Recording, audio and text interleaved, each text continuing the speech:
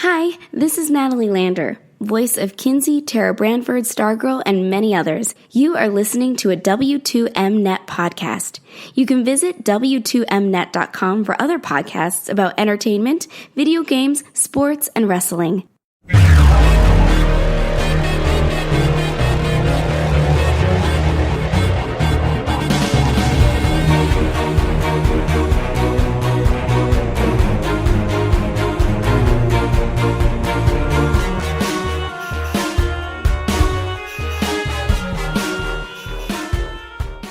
You are listening to Video Games to the Max. Hello and welcome to another edition of Video Games to the Max, number 253. And, well, I am your host, Sean Garmer, and as always, here with me, Mr. Marc Morrison. Howdy. And also here, Jens Dietrich. Hello again. And joining us once again, Mr. Randy Isbelle. It must be award season, because I am back. Yes, it is award season. We aren't doing our awards just yet, but we are talking about the game awards. You know, the ones that are supposed to be the official awards. So, yeah, there was a ton of that, yesterday. 3.5 hours of it. I thought we were going to go to 4 hours, and then abruptly it just ended. Thank God. It really could use a little bit, like 30 minutes less. So, that being said, there was also, I didn't know until like halfway through when I saw like a kind of funny advert and they showed that video of, the Nintendo announcement and then the big Disney announcement at once, and they were both like going crazy at the same time. And then I realized there was a Disney event going on at the same time where they announcing like a zillion things. We'll talk about that too. Along with the MPD is out, and we'll talk about that and some other things. But guys, let's start, I guess, with the most important thing. The Game Awards. Before we get into like actual awards and announcements and all that stuff, that being said, it was 30 minutes worth of announcements, which is crazy to think of. But what did you guys think of? Yeah, nothing else happened. So what did you guys think about the awards in general? What did you like? What did you not like? What do you think they can improve? Randy, what do you think? Honestly, I saw it a lot online too. And I agree with everything I was saying that they need, I mean, I get it, you know, as Mark was making a joke of, you know, we didn't really have an E3 or stuff, so there was a bit more announcements this year than normal. But I know a lot of people don't take this awards show seriously as far as like, oh, these awards don't matter. But I think the show themselves should make it matter. Like, this was a 3.5 hour show with 30 minutes worth of awards. That most of them were like went through in about 5 seconds. It was, I mean, some really cool reveals, but then a couple of trailers and stuff, and then it's like, okay, here's 7 straight awards really quick with no reactions or anything, and then you have those really cool reactions from the creators of Among Us, where that lady is crying as they're receiving it. It's like, these game creators care about these awards, whether we care about them or not. They care, so I want to see their reactions to it. That's what I would like to see. I mean, I understand that you have to have all of these trailers and stuff because, you know, obviously those companies are going to pay for the Game Awards, and that's where you're going to make your money. But I would like a little bit more time spent on, if anything, just the reactions of the winners. Like, I mean, the Last of Us won a bunch, and we don't need to see Neil Druckmann every 2 seconds, but at least for like the Among Us, or we didn't even see anybody from Mortal Kombat or anybody from Fall Guys when they won theirs. I think that was even on the pre-show. So it's just, I want to see more reaction. Okay, so people complain about the Academy Awards not spending enough time on the winners and on the acceptance speeches, especially for the smaller categories. So this is like by an order of magnitude more extreme of how little they actually show off that stuff. No, but I mean, at least the Academy Awards, especially the major awards, they get their time to talk. You know, exactly. They're trying to make that thing shorter, which is why they're like, you know, trying to rein some of that in.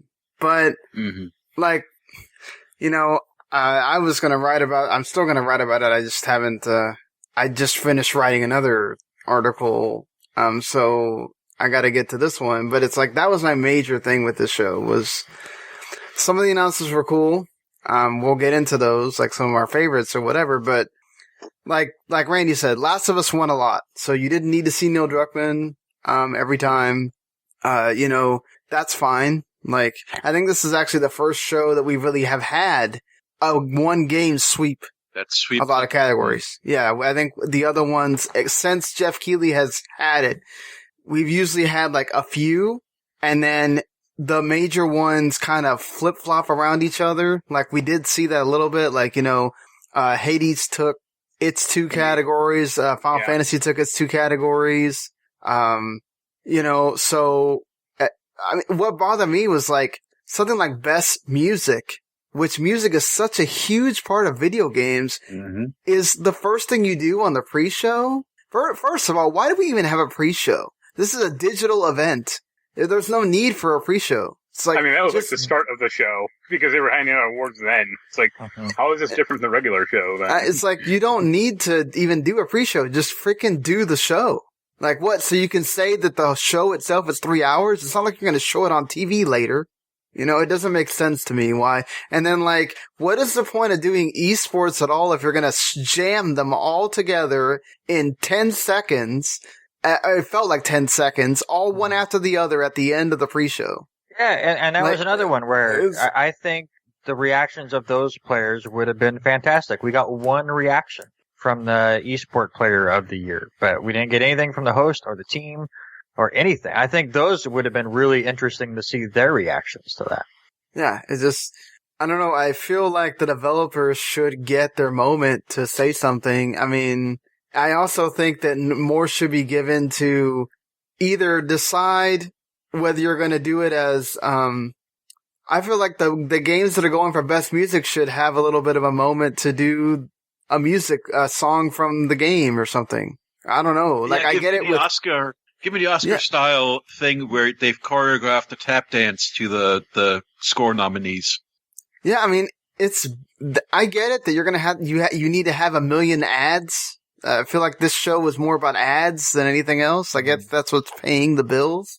So you don't have to have real commercials and you don't have to have, like cuts to other things that have nothing to do with video games. But it's like, I don't know. I get it. That's the difficult part of not having it on a TV where there is a commercial break. But going to commercial break every 3 minutes isn't great either. Yeah, that's true too. But I don't know. I feel like some of it needs to be like tightened up, and that I'd much rather have more about the awards because a lot of times we just go announcement, and they just start like fading into the background.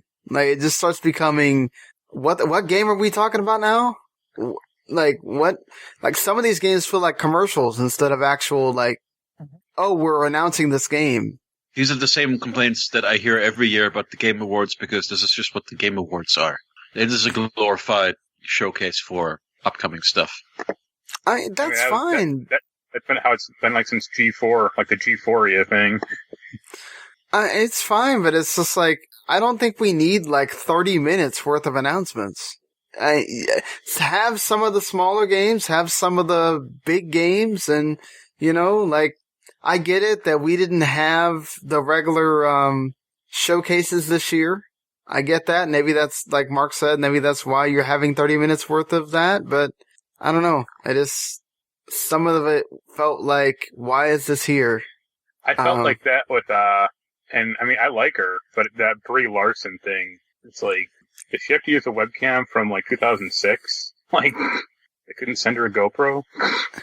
I mean, that's just, that's Jeff Keighley. And I get it, like, it is good to say, hey, video games are growing up, like, we're having celebrities at these things now, and, like, it seems like they kind of generally care, but again, would it be bad to let the developers have more time than those celebrities? Maybe not. Yeah. Well, I mean, like, the Tom Holland bit was fine, because they actually just pre-filmed it, and it looked fine. Right, but, like, yeah. hers was like, the webcam in her house, or from her, like, laptop or something. Yeah. It's like, holy hell. That Tom Holland thing pissed me off because it totally teased me. Oh, you thought it was going to be an Uncharted movie? I thought it was the Uncharted movie trailer, and then he was talking about it, and I'm like, all right, here we go. And he's like, all right, now here's Nolan North to do the award. I'm like, no! Oh, I'm so mad.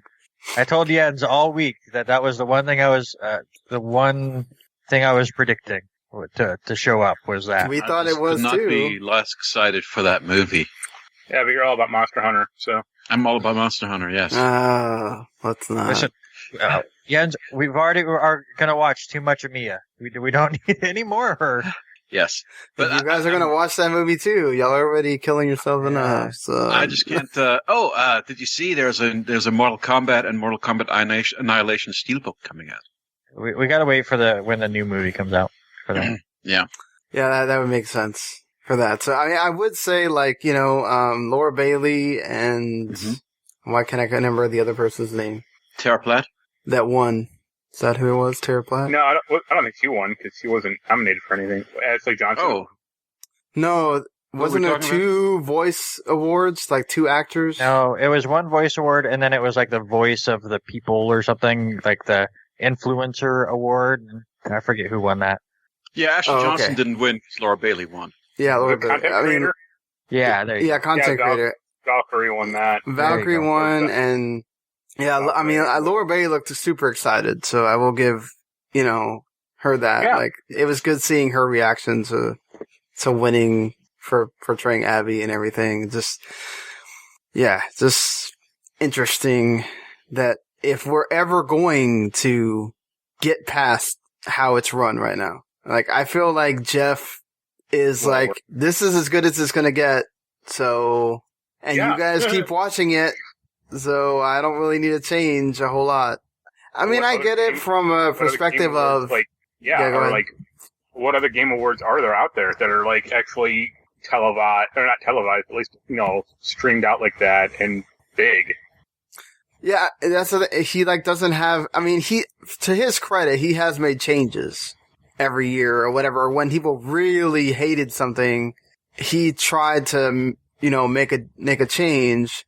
But I don't know, just something's got to give with like, let's do more with the awards and not make them feel so ancillary. I get it that everybody does awards. Like, I get that every single outlet is going to do their own awards. So maybe he feels like, even though they hype these up and they make people vote for them and they make a big deal out of them, that maybe, like Randy said, people don't care. But I feel like that's not what I saw on Twitter all day, was that people seem to care a lot more that they weren't being promoted. But let's get into, who actually won before getting into the announcements and everything. Like, I'm not really surprised that Last of Us won everything that it did. I think you were predicting that. You were predicting a sweep, potentially. Yeah, I mean... I was thinking that Animal Crossing or Hades would have a shot at best game.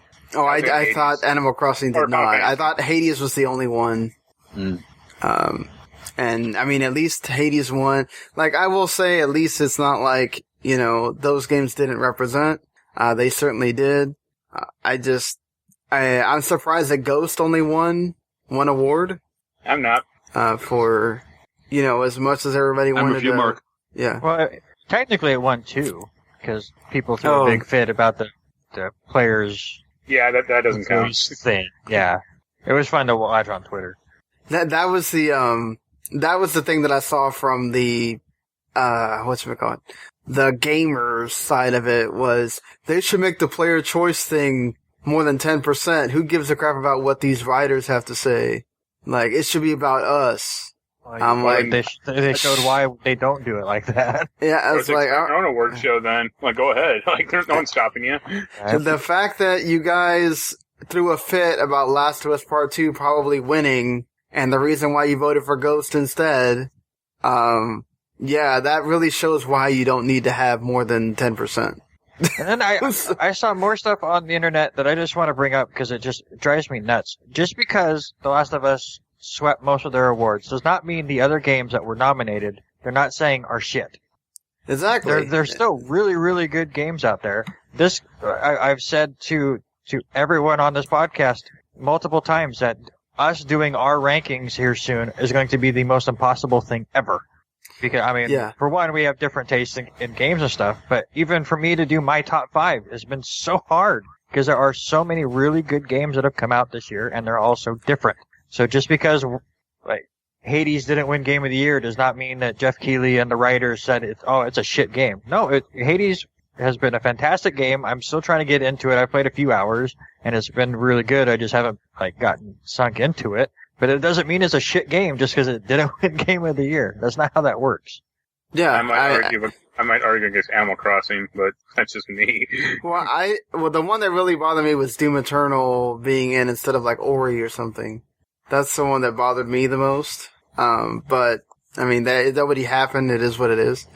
But I totally agree with you. I think that's what the thing is. So just because a game didn't win, it's like saying all those movies that are up at the Oscars didn't win Best Picture. That means they all suck. No, it's not true. It's just you can only have one winner. I mean, yep. Now I did see a lot of the Naughty Dog shouldn't have won for Best Game Direction, considering that they don't have the best practices or whatever of how they make games. Every company does that. I was doing the podcast, the football podcast. Jason Teasley, who is on that podcast, is in mandatory overtime for his job. It is not. Video games are not the only people that do overtime. Yeah, no, we do overtime. I mean, a lot of times they'll be basically not really begging us, saying, you guys need to get on. We got too many calls coming in.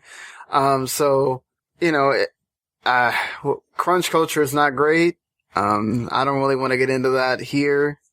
We've talked about it enough, I feel like. It's not that we're trying to deflect from it or that it shouldn't be talked about.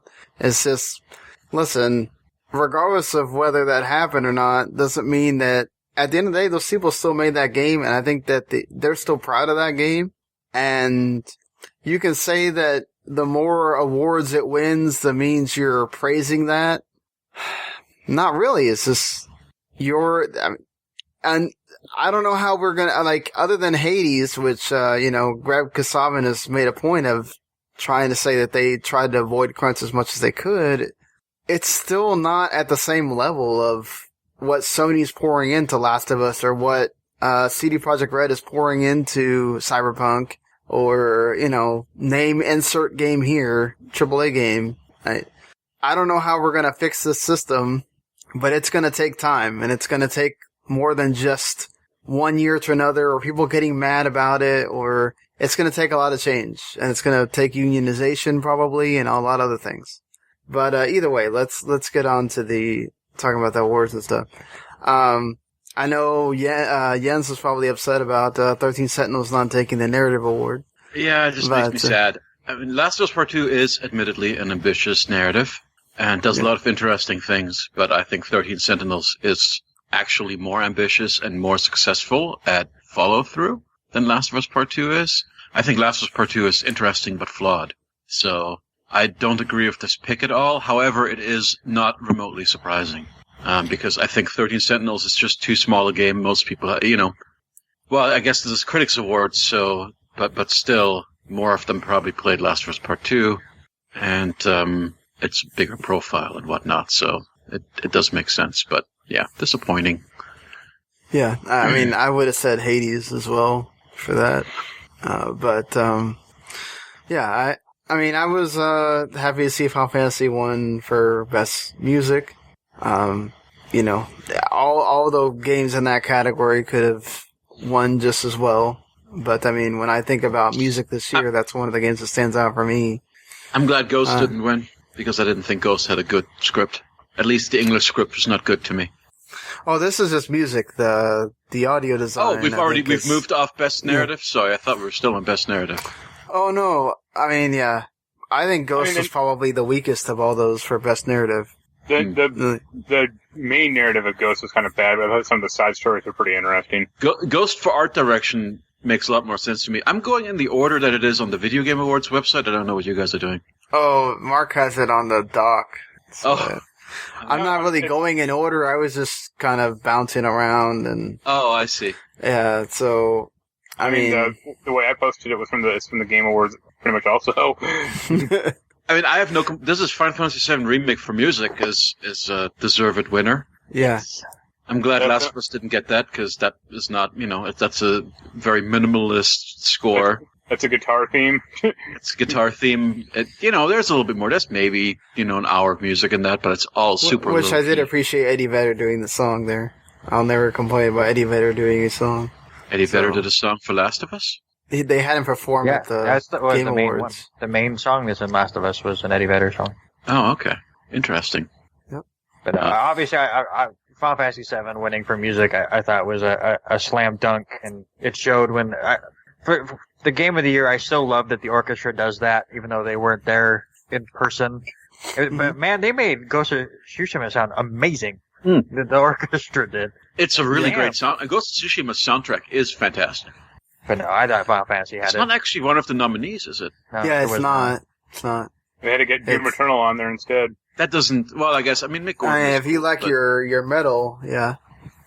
It's good for variety. So it's fine. I would have been happy with Ghost of Tsushima being on the best music list, honestly, because I think that is top tier.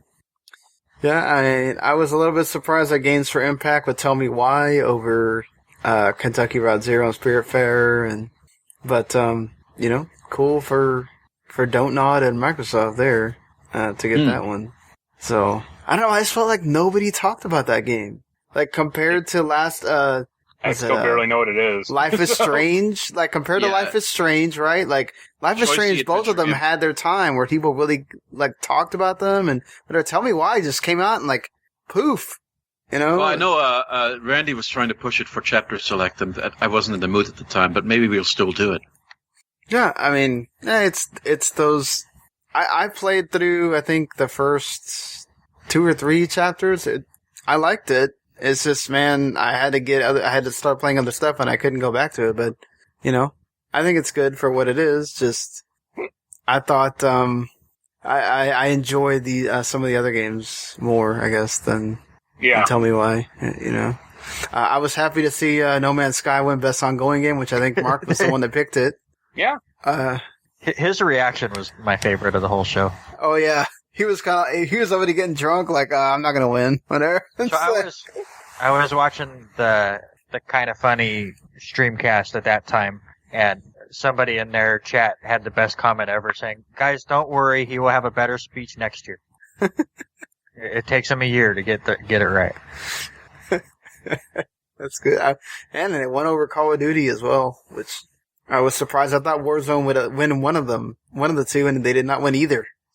So I'm fine with that. That goes to show there. I said Hades won its awards. Hades won, Best Action and Best Indie Game. So, good for Hades there to get recognized. Mm-hmm. Definitely, deserves its spot there. I think I was the one that said Phasmophobia would been Best Debut Indie. So that's the category I was really the most disappointed in. Yeah, I know you wanted Carrion. Okay, I wanted Carrion. And I'm sorry, Phasmophobia looks like a PS1 game. And that's being nice. Yeah, but Carrion, however, it looks like a SNES game. Well, that's fine. At least that's fun. Oh, no, Among Us looks like one of those old, Flash games, like a Newgrounds game or something. It looks like a mobile game, and that's why it went mobile. But yeah, Among Us is fantastic. So and Among Us is also really 2 years old, so we're breaking the rules here. Yeah, that's the thing. That's why it can't be on any of our lists, I guess, even though it would absolutely make my top 10. I mean, look, I've had fun playing it with Anaya, and, I won't doubt that it has its reasons for being one of those games that have been in the zeitgeist this year. I'm bummed out that the group that Randy used to have has not been in touch with us. Yeah, unfortunately, they moved on to Call of Duty, and they've gotten back into Rocket League. They got me back into Rocket League a little bit. Well, enjoy, I guess. Well, hey, Jens, you got Call of Duty. Yeah, I'm not gonna play that multiplayer. That's like the stipulation, right? When Marc told me that there was a review code, I was like, I'll review it. I just won't review the multiplayer. Yeah, that's why I was kind of like, well, Daniel, it sucks because he really likes multiplayer. I was like, well, I'm sorry, I can't hold the code for you if you can't do it for 2 weeks or whatever because you got stuff to do. So, but yeah, cool I will say this, like Randy mentioned, they had the best reactions, I think, out of anyone. And that's why you want them to spend more time on the awards, because more people would probably have those reactions if you got to see what they think and not just pass on their award like it means nothing, to go about the next announcement and a lot of these, not to say anything, but like a lot of these games that they announced, barring the big ones, are probably games that people are going to forget were announced at the Game Awards by the time they come out. So, Well, it's funny when they announced, like, I think it was pretty early on when Jeff Keighley's like, I think it was Scavengers or something like that. Yeah. And they're like, we showed this trailer off 3 years ago or 2 years ago, and it hasn't come out yet, but now we're going to have a beta of it. And I was like, I'm good. Like, this was shown off. I forgot about that. Yeah, if it's been 2 years and no one remembered it, like, and it looks like basically, some third-person crappy, like, 4-on-1 game. It's like, no, I'm all right. Yep. I mean, cool that Half-Life won its award. It should have. It deserves that. So, yeah. Everybody else kind of won the big game that was also Game of the Year won their bracket. Final Fantasy won. Doesn't surprise me. That was the big RPG. Mortal Kombat winning Best Fighting Game, even though that game came out. Well, at least, unlike Street Fighter, they've actually been updating Mortal Kombat.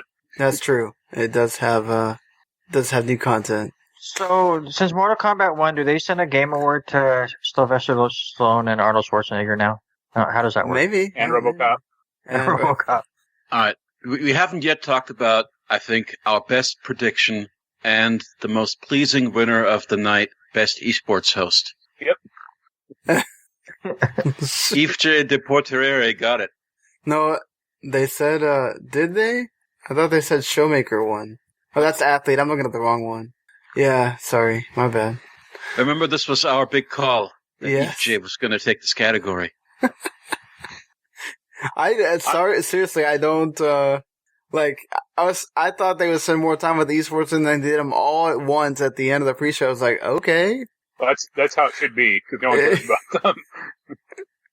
That's the kind of stuff that we should do pre-show. Cool that Tony Hawk won, because that was It should have. obviously the best sports game of this year. Yeah. So Microsoft Simulator won, that very deserving. Cool that it got the announcement of coming to consoles, next year. So, I don't know if anybody's gonna play that here, but. I mean, if I had a console, I would. I just kind of want to get it for PC, though. Yeah, that's true. Well, I mean, Game Pass is there. It's $1. Yeah, let's get on to the announcements, which some of them were, insane. And I guess it doesn't get more crazy than Sephiroth being the next Smash character and So getting many wonderful memes. getting that will stab Mario. That was cool. I love that. That picture is going to be in my mind for a while. Oh yeah. Oh, that's going to be iconic. That's going to be a thing that you'll see pop up on Twitter for years in various response memes. Yep. I mean, it's cool. Like, I didn't expect that. So, At least it wasn't Sora. I think people would have gone nuts if it was Sora. No, I wonder mean, what more than Cloud's one reaction versus would have been. Sephiroth. I wonder what Cloud's reaction would have been then. Like, if Sora shows up. I wonder if that dampens the chance that Sora will be one of the last three then. If, No, yeah. I think Nintendo's already said they have to wait 5 years before they put Sora in because that's how long it took Kingdom Hearts 3. Maybe that's too short. Was it longer than that? No, it's long. Yeah, a lot longer, I think. Well, at least that means Smash will get more Final Fantasy VII music, so that's always good too. Instead of Sora, they'll put in Roxas. Let's make people even more angry. Well, of course, everybody wanted to make sure that I saw people being like, okay, everybody's gonna get all excited about Sephiroth and then act like Nintendo's great again or whatever, and forget the last couple weeks of what's been happening. It's like, well, that's the internet for you. That's what you want them to do. Moving on from that, because sadly, I don't know, is anybody actually even going to try out Sephiroth in Smash? Or are we just going to Not. praise the announcement? That's it. I bought Smash when it first came out. My son still plays it from time to time, but I don't even think we have half of the characters unlocked from the actual original game, so probably not. Master Chief going to Fortnite is probably going to get more played in my house than Sephiroth and Smash Brothers. Wow. That is still weird. Not by me, but in my house. It is strange to see the Master Chief on our PlayStation interface. Crazy yesterday. I agree, Sean. Yeah, and then you'll see the team of Kratos and Master Chief probably. Mhm. And it's funny. Daryl Dixon. Well, I told Sean this. I'm reviewing a racing game, and the first thing that popped up is a Microsoft branded race car on my PS5, and I was like, "What?" I want to see. I'm not going to be happy until I see like a tag team attack between Kratos and Master Chief, like Anne and what's his name, Morgana in Persona 5, for instance. Or Kratos just steals Master Chief's gun and uses them. Yep. And they do like a little pose together, and it freeze frames on it. There you go. Yeah. Sean, you probably have a better chance of Sora showing up on Fortnite at this point. Yeah, Oh, that would also be amazing. I think that's... Guys, is Fortnite going to suddenly be like a must-play game for us? No. What's going to be, like, what can Nintendo throw out there? Like, put Kirby or Mario in there? Like... Samus. Yeah. Yeah, I guess Samus, right? Yeah. Samus would be awesome. Yeah, why not? Nintendo get on it. Like, imagine having, like, Master Chief and Samus team up. Either What about Samus the two characters from Splatoon? Oh, Ink Wardrobe. and what? Yeah, exactly. Yeah, they could do that. Interesting. Speaking of unexpected things, I mean, like, people had been rumoring this for a long time. The initiative was working on Perfect Dark. It was like the worst kept secret, I think. And here we go. It's actually real. It's happening. That's awesome. I'm glad it is coming. Like, freaking perfect. And they made it seem like it was not that at all. And then, they said Agent Dark at the end. I was like, oh wow, this is happening. Awesome. So. Where is the Blinks the Time Skipper reboot? Oh, that would also be good. I've seen a lot of cynicism about this Perfect Dark. I saw a lot of Twitter snark about it, and I don't get it because it's pretty. Just because Rare's not making it, like. Yeah, but also like the last couple of Perfect Dark, there's only been two. Well, if you count the like remasters or remakes, which are also inferior to the original Perfect Dark in their own way, then there's more. But yeah, I don't know. I still have faith. There could be a good Perfect Dark again. Looks pretty good to me. As far as it could be, Rare's not making it, so of course it might be a good Perfect Dark because. Yeah, the last Rare game that I genuinely loved was the first Viva Pinata. I would say Nuts and Bolts was alright. That's about it. Nuts and Bolts, did that come out before or after Viva Pinata? That was after. Okay. I never finished Nuts and Bolts. Neither I did think it was nifty, but yeah, Rare hasn't made a good game. I mean, Sea of Thieves is fine, I guess, if that's what you're into, but like... So who are the developers on this new Perfect Dark? The Initiative. The Initiative. It's like some new company or like some Microsoft... It's a Microsoft game studio that they made. So... And didn't they make one of the Gears of Wars? The first game from The Initiative. Okay, yeah. Yeah. Years ago, we've announced the formation of a new Xbox game studio in Santa Monica, The Initiative. And as of today, we announced our first project. Okay. Yep. Interesting. They don't say in this announcement, this is the official Microsoft announcement, they don't say if The Initiative is like who they are. Like if we know the people from anything else. Probably not. I'm sure there is some folks. I doubt like Ken Lobb will be working on this thing. I'll play it. It'll be on Game Pass. I'll play it. Damn right, I'm gonna play it too. I'm excited. Randy, are you gonna play some Perfect Dark? Yeah, probably. Especially like Ian said, it'll be on Game Pass, so that's where I try all sorts of crap on there. And I like the first one. We did it way back on the Backlog Blessing project, and I thought it aged fine, especially compared to GoldenEye. So I never played the one that was on the 360, so I don't have to worry about that one, and I never will. I've played that one. Zero. It's badly, terrible. But I thought I actually liked it. Really interesting. I think even for its time, and okay, the one thing I will give it is that there are decent co-op mechanics in it. Yeah. So playing it in co-op is acceptable, but there's just so many things about the systems that are weird, and the feel is weird, and the level design is not great. Anyway, I don't think it's awful or anything, but I would not describe it as a good game. Yeah, I mean, look, it's cool that this is happening, so I'm down for this. Yeah. And hopefully the initiative can, marry what people enjoyed about Perfect Dark and then kind of take it in their own way, for, the future, or whenever this is going to come out, 2022 and beyond, or 23, whenever this is going to start hitting.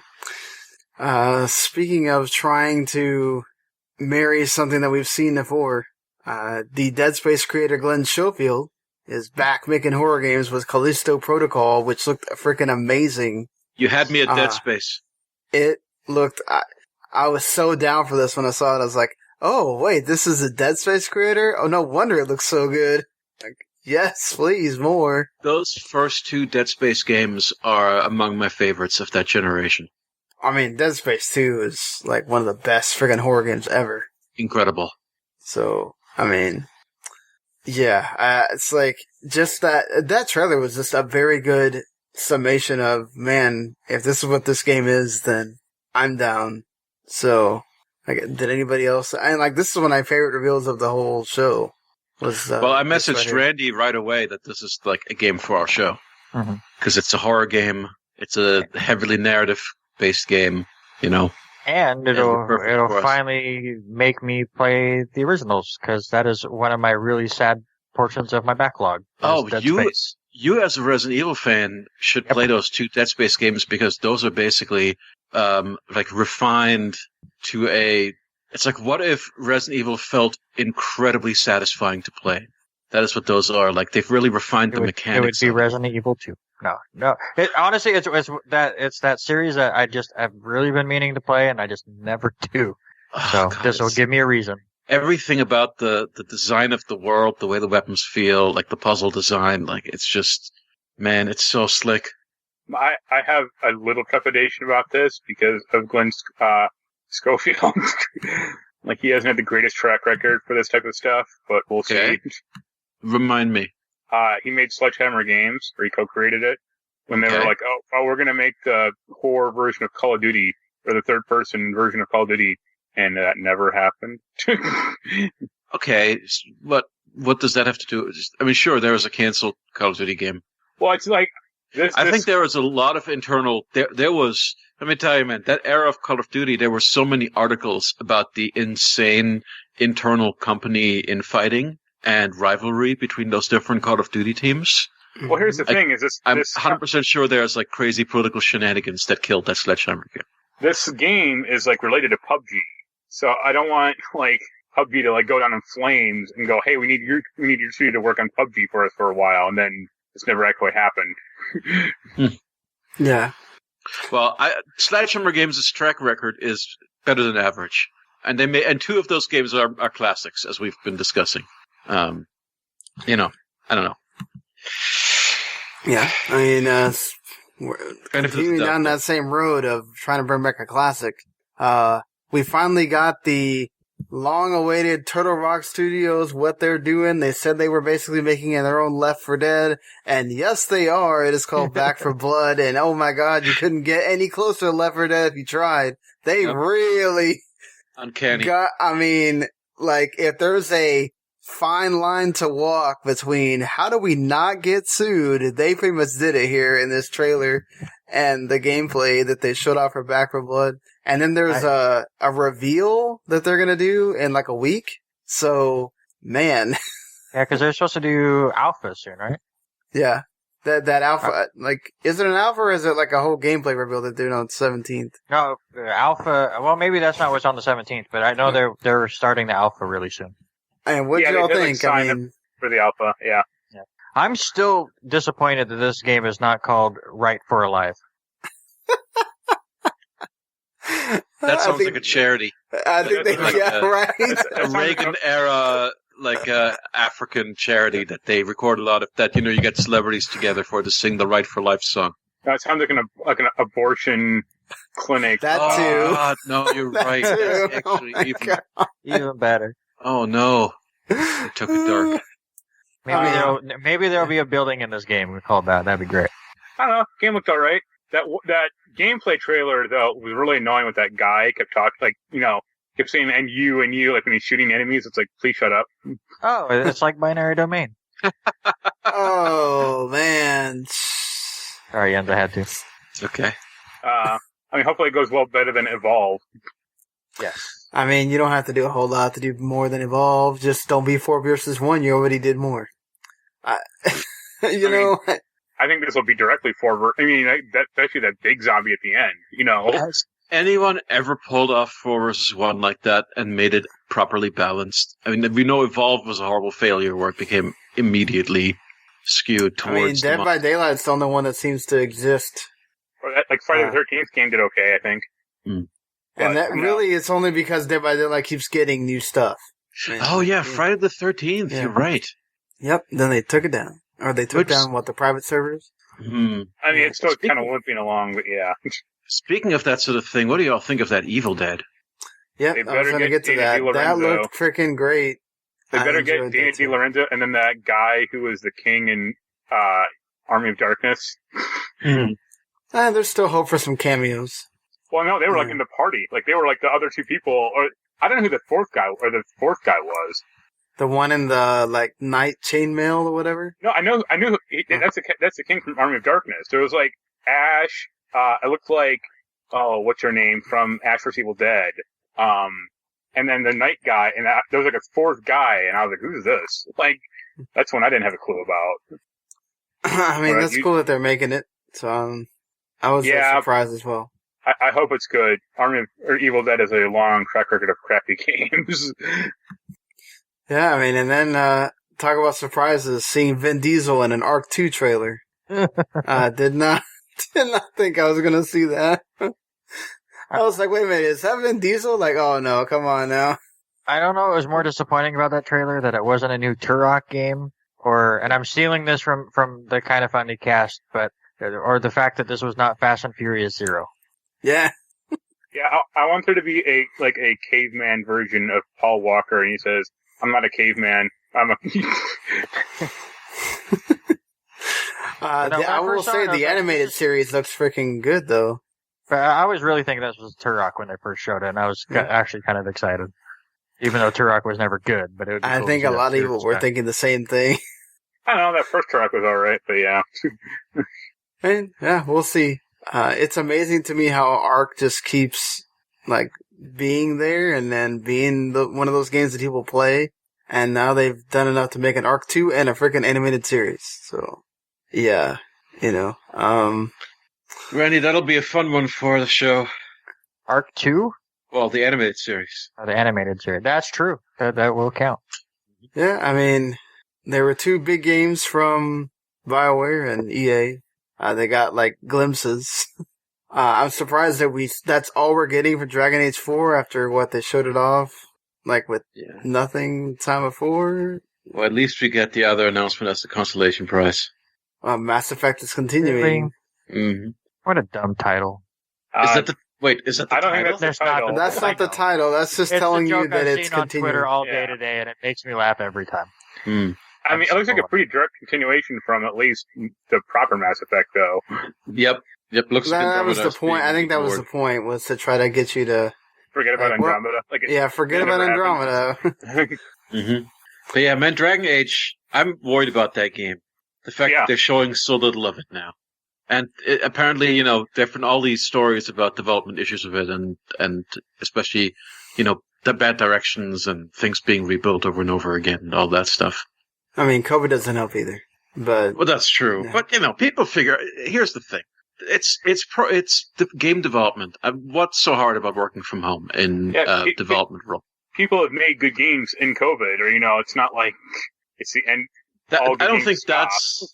I mean, the only thing it truly affects, other than being together, right, is the orchestra people. Yep. The sound team, and then the motion capture.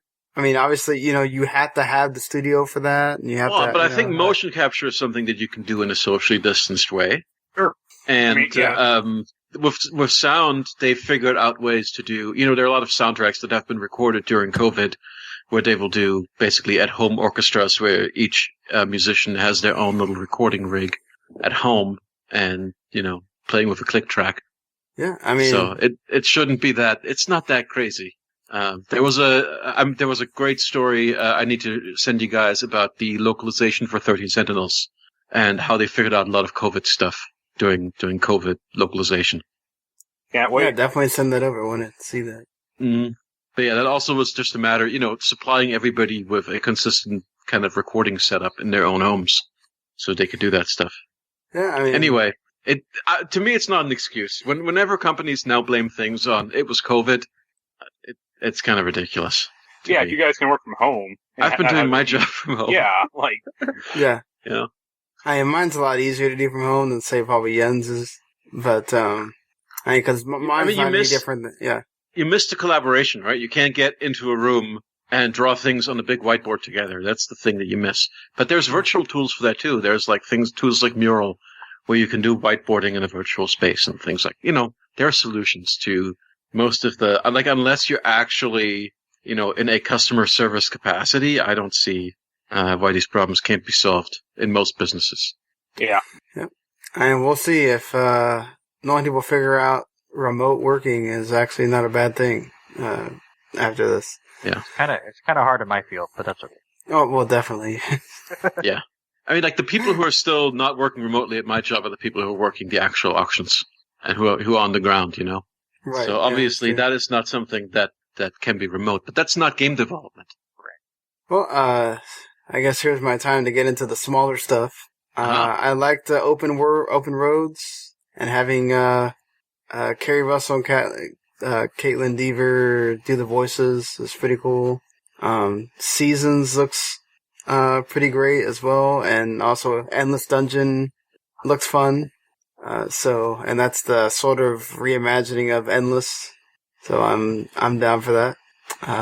And getting a Muppet to appear, that was one of the better things. Swedish Chef being an Overcooked. And then I felt they take a long time to show off Crimson Desert, and I kind of spaced out by the end of it, but.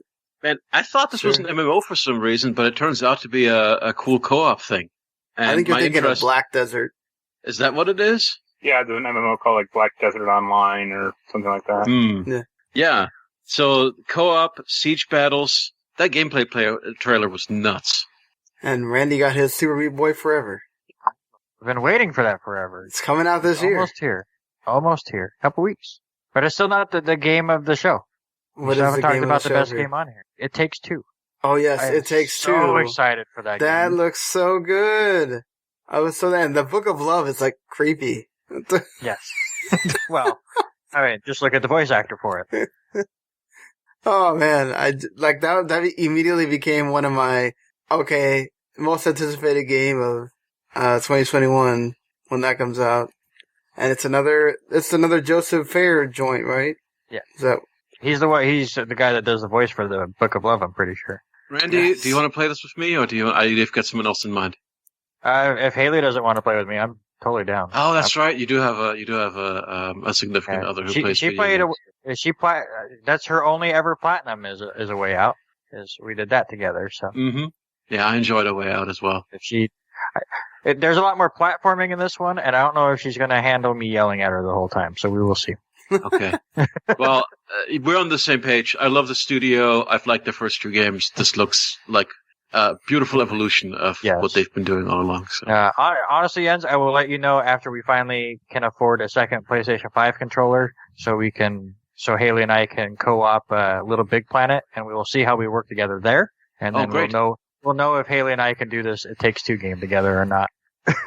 Oh man, you still need a co-op at some point. Yeah. But I just stopped playing that game because I'm like, there's so much co-op needed stuff in here. I'm just going to wait. I feel like this trailer finally sold me on Scarlet Nexus. I wasn't necessarily sold on it, and then this new trailer kind of did it for me. So I'm also down for that for next year. I don't know how you feel about it, Jens. It kind of gives me more anime Code Vein. Mm-hmm. Yeah, certainly looks up my alley. Mark, did you like anything in particular? You've been quiet during this. That Nier trailer was pretty good. Mm-hmm. Yes. Showed gameplay of that. Right. And I don't know. I may get Sephiroth. We'll see. Yeah, I mean, there were some good reveals in this thing. There's some of the stuff that was really, that's all you're gonna show, and you spent that time on there, but for the most part, think you had good reveals. I like the return of Ghosts and Goblins, and then showing. Is that Capcom trying to do like arcade game multiplayer Fiesta or whatever with that? Yeah, so remember that thing that was like on the 360 where you could get all these like, Game Room. Yeah. That's where I'm getting with the Capcom thing, where the room is free and then you're going to have to buy the games. And that's what fine. I'm going to think.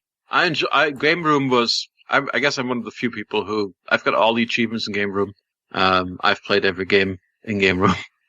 I was Batmantis. It's terrible. So I'm, that's a good business model to me, and it does in me bring out I'm the perfect customer for that because, I ended up spending way more money on Game Room than I would have if I'd bought a collection. But you still get that completionist urge eventually, especially with that whole virtual arcade aspect. So if they want to replicate that, like to me that was a good hook, but I guess Game Room was a failure overall. Oh yeah. Because they never had put a bunch of games in that no one heard of and no one wanted to buy, or that were emulated poorly. I think that Capcom has a better chance with their setup. So, Sean, what was the anime game called that we were just talking about? Scarlet Nexus. Oh yeah. That was the one that got shown at the bad Microsoft reveal. Yeah, we had talked about it then. That it basically is a Code Vein looking thing. You're right. I had to remind myself there for a second. Such a memorable name. We'll see. You never know with Bandai Namco. Yeah, you just don't you really don't know which one of their games is going to be something, and then or be like most of their games where they come out and you're kind of like, all right, that was something. And Code Vein's kind of the exception to the rule a little bit. Yeah, I will agree. Yeah. Well, Jens thinks it is, so I mean, they keep making content for that game, so obviously there's a lot of people that. Yeah, I'm really itching for a Code Vein 2 announcement at some point. It's got to happen, right? It was successful enough. We'll see. Now that we get more into the next gen, it probably will come. What do y'all think about Evil West? I looked like that one. Yeah. There was some cowboy game in the PS2, like vampire cowboy game. It reminded me of that. Oh yeah. Darkwatch or. That sounds familiar. Started with a D, but I think it was one word. Damnation. Okay, yeah. Yeah, look, you're right. Oh man, even the protagonist, it looks a lot like Damnation. It was called Darkwatch. Darkwatch. Okay, you're thinking of a different game. It was called Darkwatch: Curse of the West, and it was a first-person vampire horror Western game. Okay, but dude, look up Codemasters game Damnation.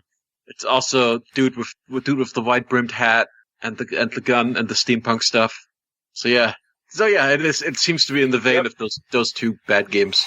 Yeah, that was a PS3 and 360 game, but yeah, maybe it will be a good game. Who can say? Not really a gameplay trailer, so hard to judge. Well, yeah, I mean, there was a lot of stuff. You can go watch all the trailers and decide which ones you like the most. And always hit us up on on Twitter with what you liked a lot. Moving on, let's move on from the Game Awards. Wait, did we talk about Hood? Oh yeah, Hood. Oh, go ahead. I forgot about it. It seems really cool. It seems like somebody's trying to out Assassin's Creed. What, Hood Outlaws and Legends. Yeah, it looks really neat. We will see. Yeah, we'll see. Goofy, actually, but that was me. Think so? Well, it looked like it was influence on its sleeves, especially when the chick is stabbing the guy with her hook hand or whatever, the thing on her hand. I was like, all right. I don't know. At this point, I'm more excited to see somebody else try something with this formula than Ubisoft. So yeah, it worked so well for Shadow of War. Well, but the first one was really great. Yeah. Yep. That's anyway. True. This medieval setting is quite appealing to me. We'll see. Let's hope they nail it. Yep. Anyway. Yeah. So moving along to other things. Not Game Awards, because we're going to definitely get into our own Game Awards pretty here soon, so we'll have plenty to talk about all those games. And you'll probably get sick of us talking about those games by then. But there is one game that came out a few days ago that everybody except me is playing here. so we might as well talk about it. WRC 9? As much as I'm sure the PR person would love for you to expound upon WRC 9, not right now anyway. So Cyberpunk 2077 has been out. All of you guys are playing it on a PlayStation 5, so you're not getting the experience that a lot of people are with the base PS4s. Series X. Yeah, I'm playing on Series X. You're playing on Series X. I bought it for Haley, so I put it on her system. Okay. I've heard the Series X one's like better than the PS5 one, like slightly. Yeah, it runs okay, apart from occasional weird glitches and the freezes when you're traveling by car. So wait, you're on Series X also, Jens? Yes, Series X. Okay. Yeah, I don't have that freezing issue at all on PS5. Interesting, but I heard the PS5 version was more of a mess than the Series X, than the Xbox version. Well, it crashes every 45 minutes. Oh, I've not had any hard crashes. I've had the same thing that happened on the Giant Bomb Quick Look, where like the lady's cigarette disappeared or started moving around when it was supposed to be in her hand. So I've had stuff like that, Oh, yeah. go on. No, go on, please. I had a weird issue when I was playing it. In the first like main story mission, you have to like infiltrate this hotel tower or like hotel, and it's like a robbery essentially. And like I killed everyone in like this one lobby area except for one guy who was basically stuck in the elevator, but he kept like moving in and out of it, like not animating. He was just like moving in and out, and it was just hilarious. I just killed him. I eventually shot him. He kept kind of like glitching in and out of it. Fun. And I think Randy? I had to kill him to get him out of it too. Randy had the famous Ripper Duck bug where Victor will not spawn, right, or appear or respond to you. Yeah, finishes. You finish talking to him, and it just never triggers anything else. It just keeps going. Please talk to him. I'm like, I did. So he's there, but yeah, he gave me all of my upgrades and all of that stuff that he does, and then it goes, no, you have to talk to him. I'm like, okay, and it goes, well, you have to pay him. I was like, I don't. Yeah, and you turn it off, turn it back on, it was fine. But other than that bug, the only other major bug, other than I'm having the same freezing problems that Jens is, it's like you get to a different section of the map and it tries to load the whole chunk and just freezes you in time. But I did the first boxing side mission thing, and against the twins, or yeah, yep, yeah. So you beat the twins, and both of them got knocked down and then stood back up in this weird glitchy way and then glitched themselves over to where they needed to be for you to finish the thing. But they all had this like over the top, like unnatural movement. So it was like they just got stuck in a weird animation when they fell. And it was just, other than that, it's been going okay. I'm not very far. I'm literally set up to do that mission that Marc was just talking about. So I'm not very, like, it says I'm 10%. Which is it's crazy, but I've heard this game. Wow. This game, like, if you just mainline the story, it's actually pretty short. Yeah. Mm-hmm. Marc and Randy, I'm curious how you both feel about the feel of the game. Like I don't mind the shooting, the movement. The shooting's a little airy, I guess, but I actually don't mind the melee combat at all. They just kind of counter everything. Mm-hmm. I think the shooting is really dependent on the type of gun you have. Mm-hmm. Yeah, maybe I'll get better guns. So far, it just feels like you're using pea shooters. Like there's no weight to it, and it just feels like you're poking at those little health bars. Using handguns or revolvers is really effective.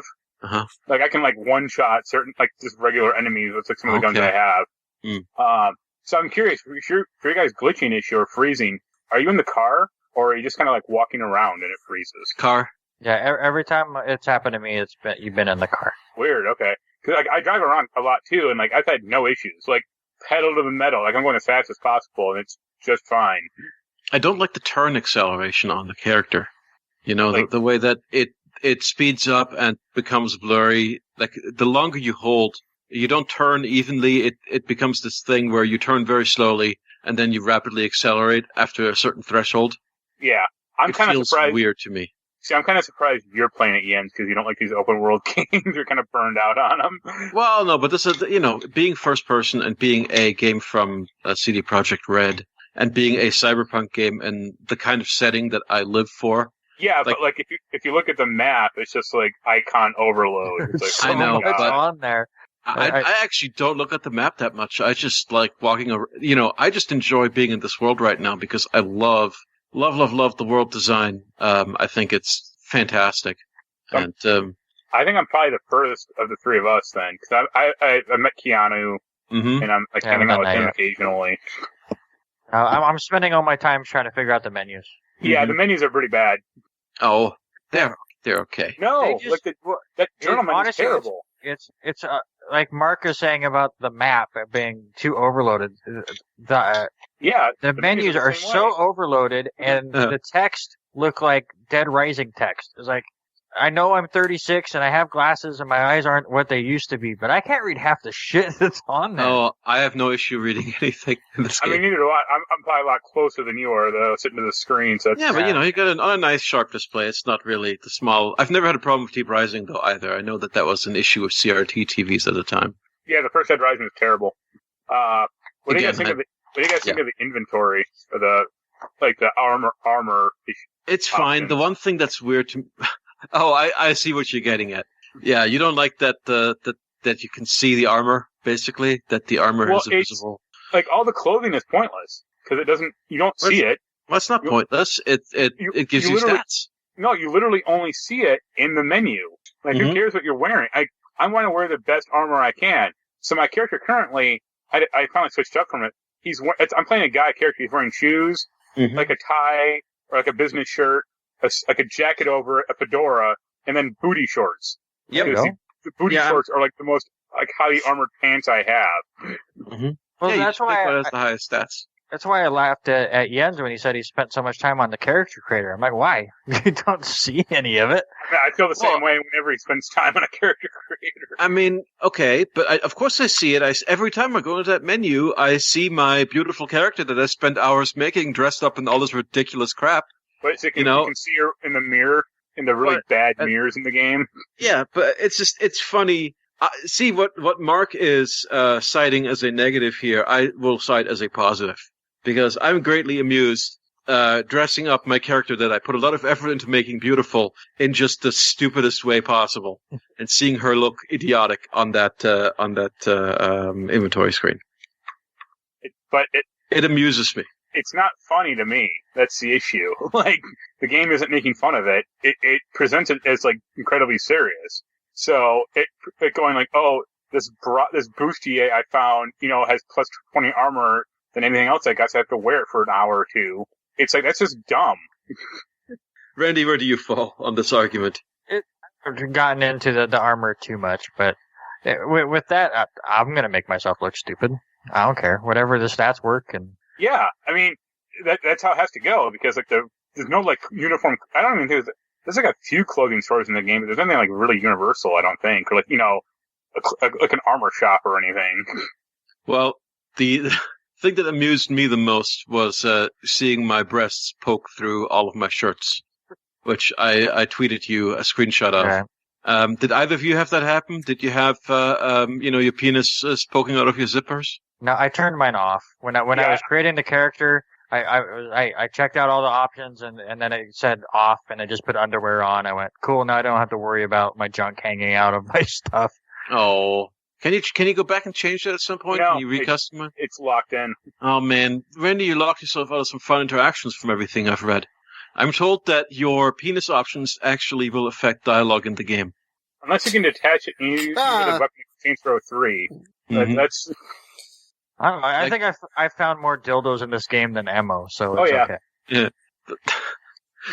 Anyway, well, I mean, I'm disappointed, but they promised so much because they promised a wide array of gentle customization. I'm a little bit disappointed by the final options. I don't know if this was always the idea of giving basically 2 penis options with 3 sizes and 1 vagina. There's no mixing and matching. I can't make a hermaphrodite. There's no slider. You can't be like, I want a Johnny Stampinato style dick or something. How does this impact the actual game at all? Well, again, as I'm saying, characters will comment.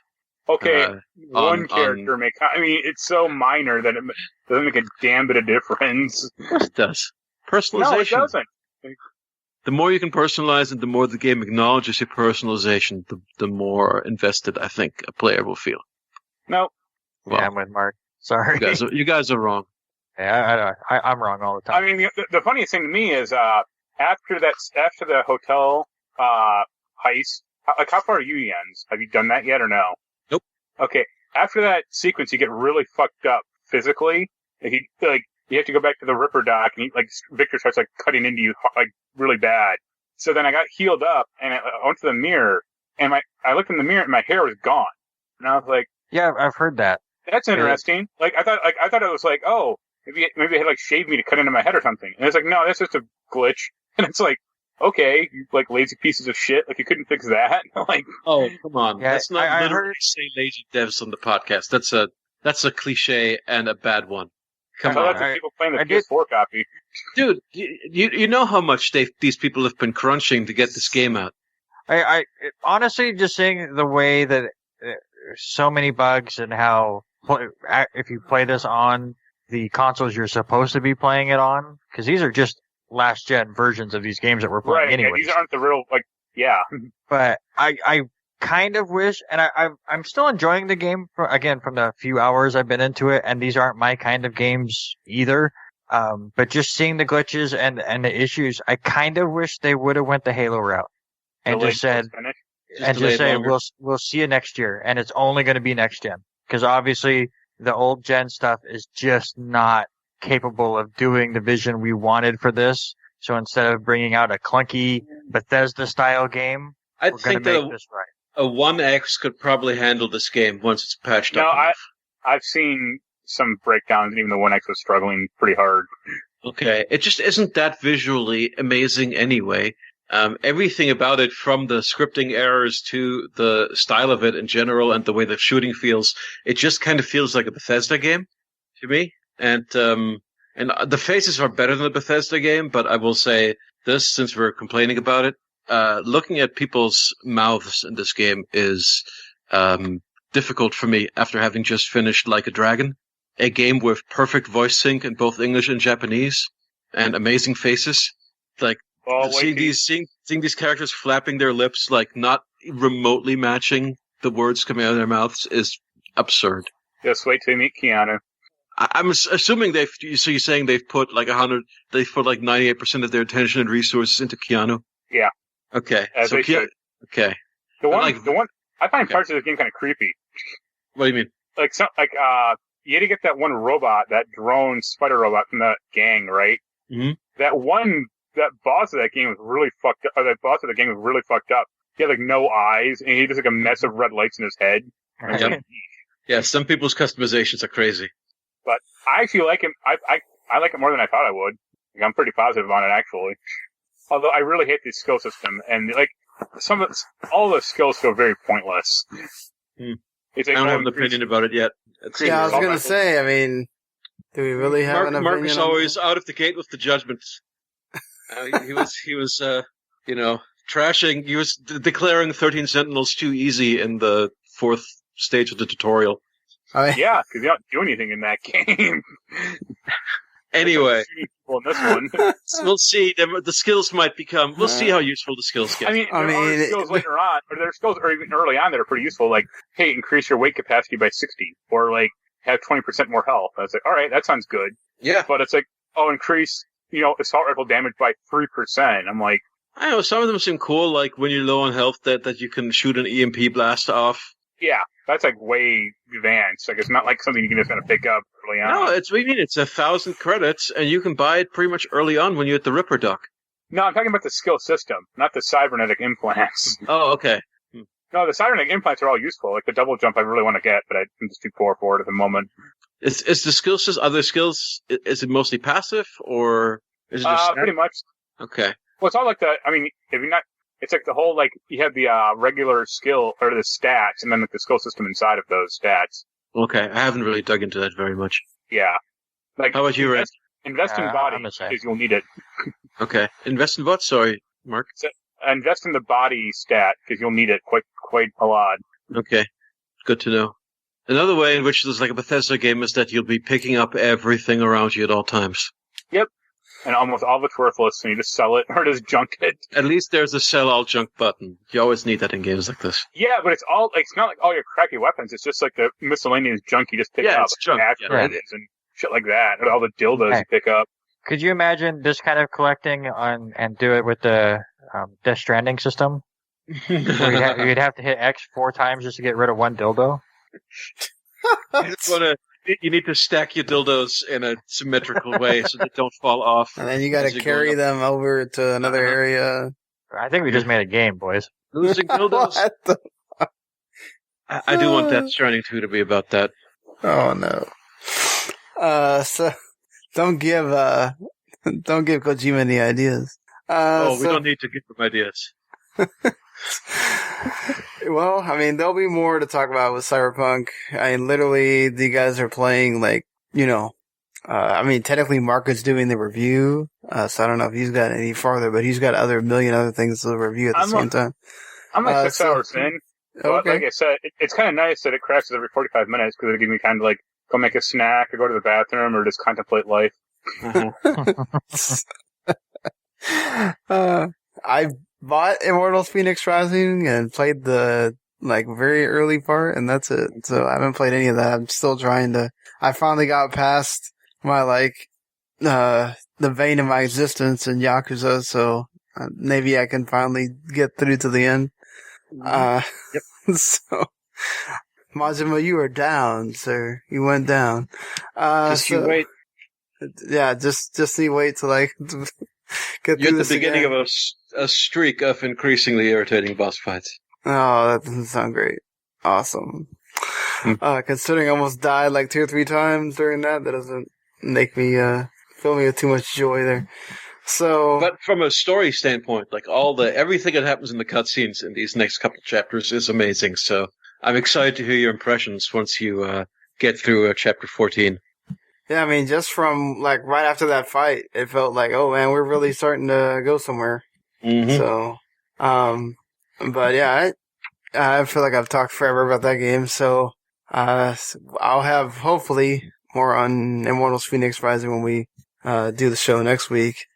So how many hours would you say you put into it? What? Immortals Phoenix Rising? Oh, I haven't done anything. I literally did nothing. the first. I climbed the first thing. I mean, literally, the story starts and then she woke up, which I basically made the Phoenix that's on the game. So mine just looks almost exactly like her. She already comes that way. I think you just have to change her hair and then she looks exactly like the one that's on the cover. So I just did it that way because I'm usually. It's weird. When I was a kid, I always named all the RPGs I played. I named the main character after myself. And then as I become an adult, I'm just like, you know what? I'm just naming them what they're supposed to be named, and that's it. It's yeah, no, I've climbed the first thing that they ask you to climb so you can get a better vantage point, it's fun. There's a stamina system. So, you can't, just decide to climb up this huge rock forever. You have to stop and get stamina and, yeah. That's what Valhalla does. Yeah. You can just climb up forever if you really want to. It actually has, parts where, so you can kind of step off and then get the stamina and then keep going. So it seems like most of the things that you have to climb are built that way on purpose. So we'll see.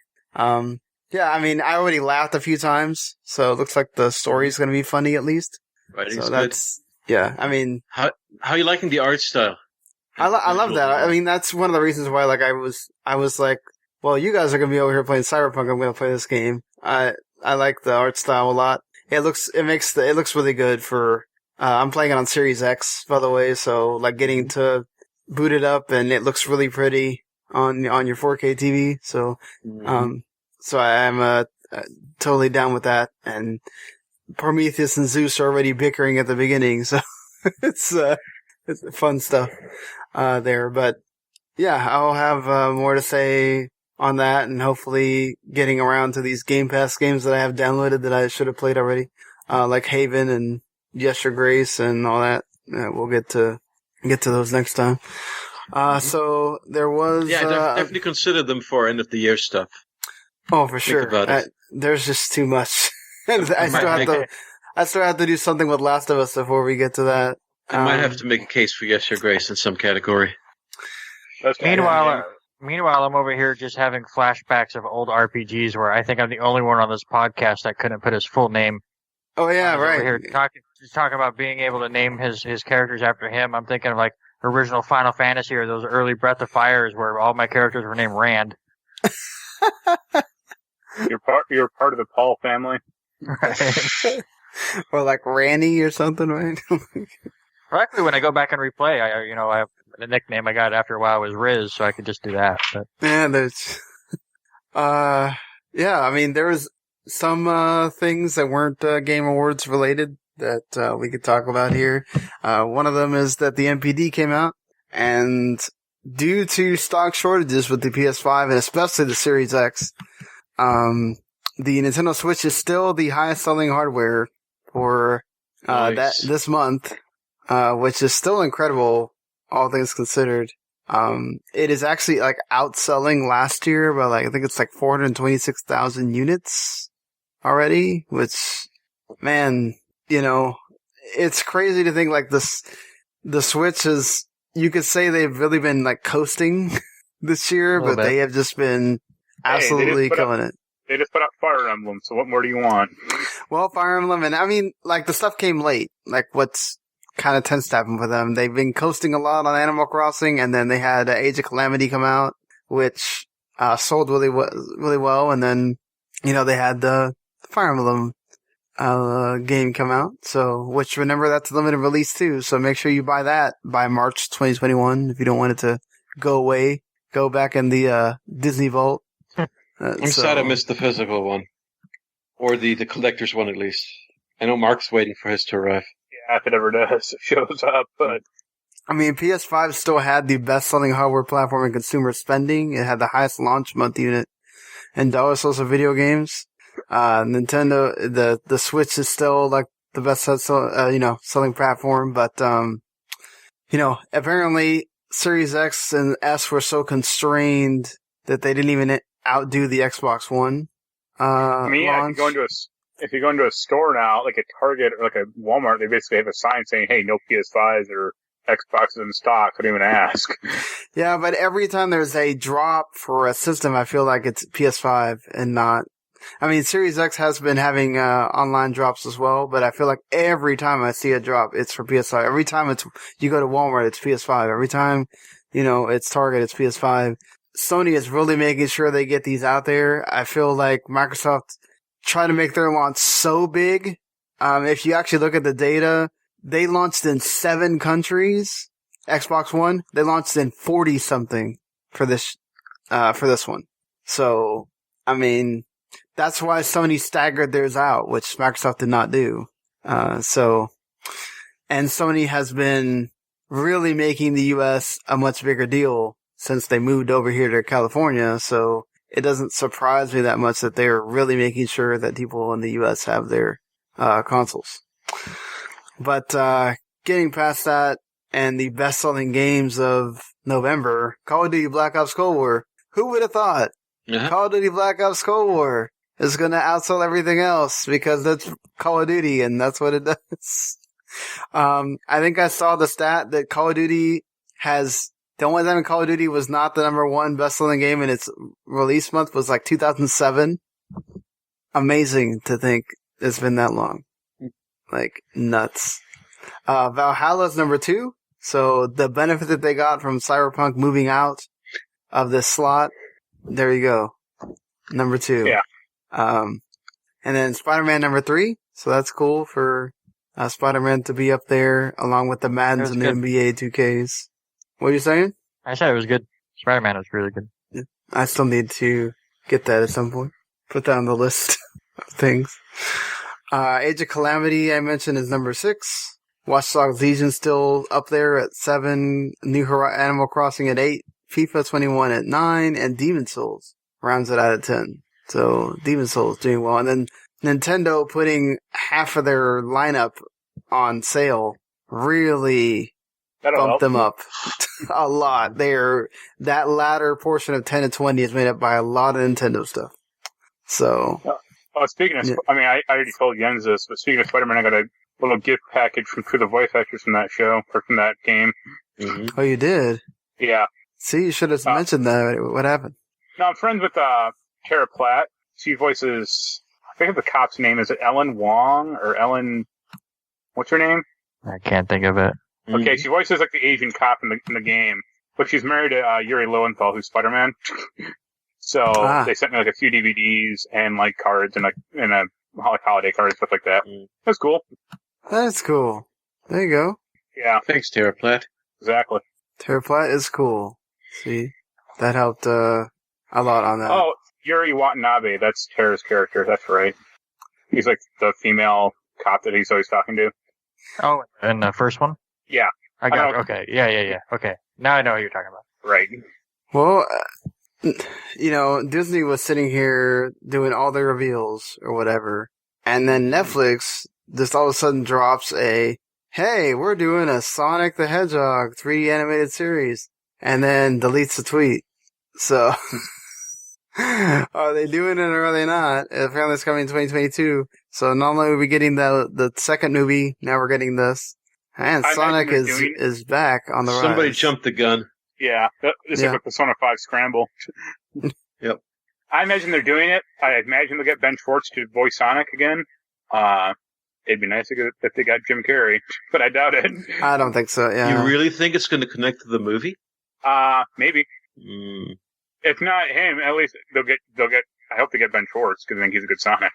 Oh, yeah, Sure. I mean, he's really good at Sonic, so. I'd rather not tie into the movie universe. I'd rather, which one's the good one of the animated ones? Sonic X? No, it's, Adventure. Sonic, no, Sonic and the ABC Sonic game one.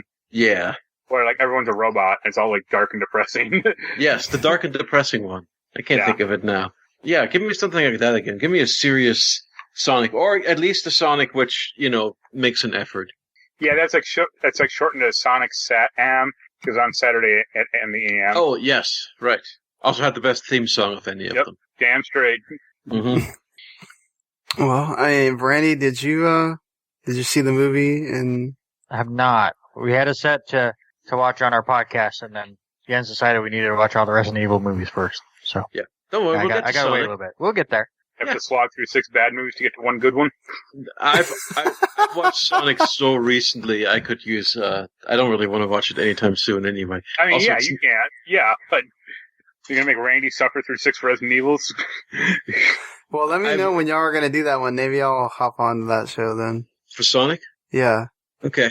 Yeah, you got to slog through this shit too. Okay. Come on, I gotta watch all these Resident Evil movie. No, if you I'll watch one shit movie. I don't know if I can sit there and watch 6 shit movies. All right, we'll have to think about which one we're going to pick for that one. Hey, Resident Evil 4.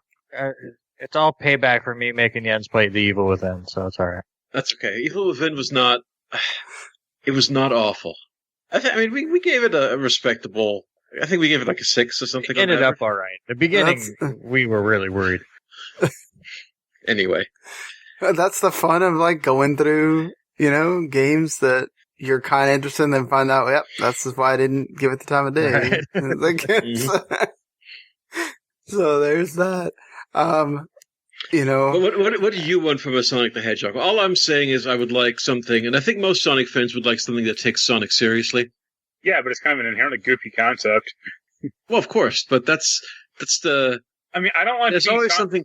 There's always something fun about doing a really like a legit take on something that is inherently silly. I don't want it to be Sonic on Earth, like that, or Sonic was like hanging out with a young kid. That was the last Sonic cartoon, and it was like, why? He's like, no, I mean, you already did that with the movie. You don't need to do it on the show too. Yeah. We don't need Isekai Sonic. I like original ass Sonic, where it's Sonic and Tails on like Planet Mobius fighting Dr. Robotnik. Exactly. I don't like Dr. Eggman. I think it's a very stupid name. Well. It is. Let's be honest. That's just canon. Yeah, I don't want all this like weird like human shit in this Sonic thing. I mean, I think that will determine a lot of whether or not they tie it to the movie. I think is what they're going to base it around.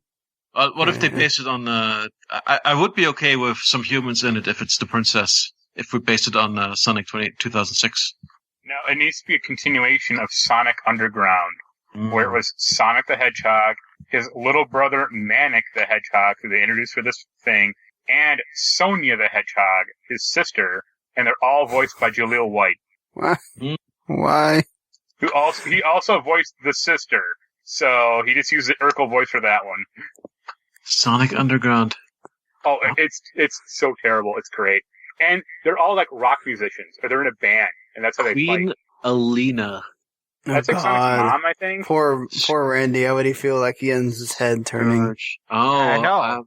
I think I'm starting to think Sonic is after Resident Evil, and I'm not appreciating any of this, guys. Can we stop talking about the movies Council based on of video 4, games, please? Mobotropolis. Watch the intro on your own time, because it'll make your head explode. The Evil Edge of the You'll get to get only- Jens back when the Uncharted movie comes out, and he doesn't like it, and you do, Randy. I don't know if I'm going to like it, but I'm very curious about it. I just want to see a trailer to see my initial thoughts. I just don't know how they can Very mess worried it up. about I mean, like, you got so many movies that are just that. I mean, the game is already that. But it'll be the younger version, so it's fun. Just like that Tomb Raider movie. Well, Sonic, thankfully, is going to live on Netflix and is not affected by our next news item. The Funimation Crunchyroll merger. Yeah, it's not.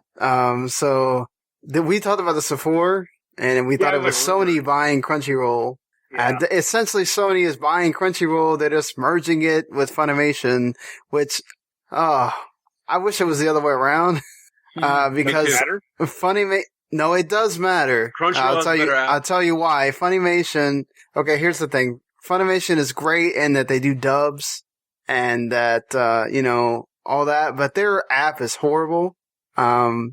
They feel sometimes like behind the times compared to Crunchyroll that feels like much more like with today. And, I hope that what we see Crunchyroll doing doesn't get stopped by the fact that they're merging with Funimation, because I really loved like their YouTube channel has a lot of explainers on series, things like, I mean, sometimes I watch them. I may not even actually go and watch those animes or anything, but they do it so well that it's interesting. Like, I don't see Funimation doing any of that stuff. Like, I mean, it's cool that they go in and they add in they add old series and, they'll add in, they put the old DBZ movies on there and stuff like that, and the One Piece ones and whatnot. But outside of adding in old stuff and doing dubs, I feel like Crunchyroll did a lot more to really try to bring anime even more mainstream.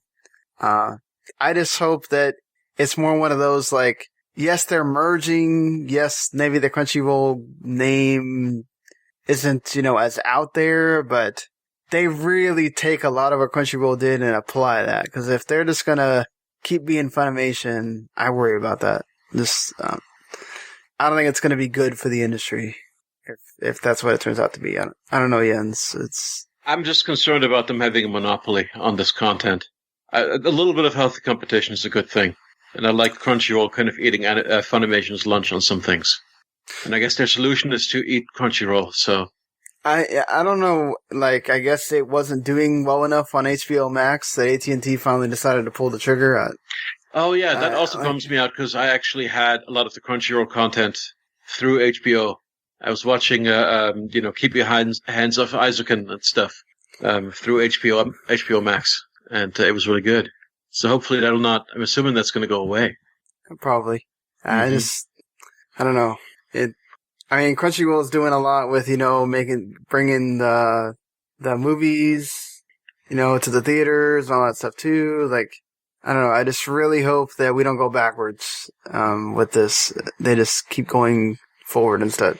But we'll see. It's probably going to be a while before they just end everything.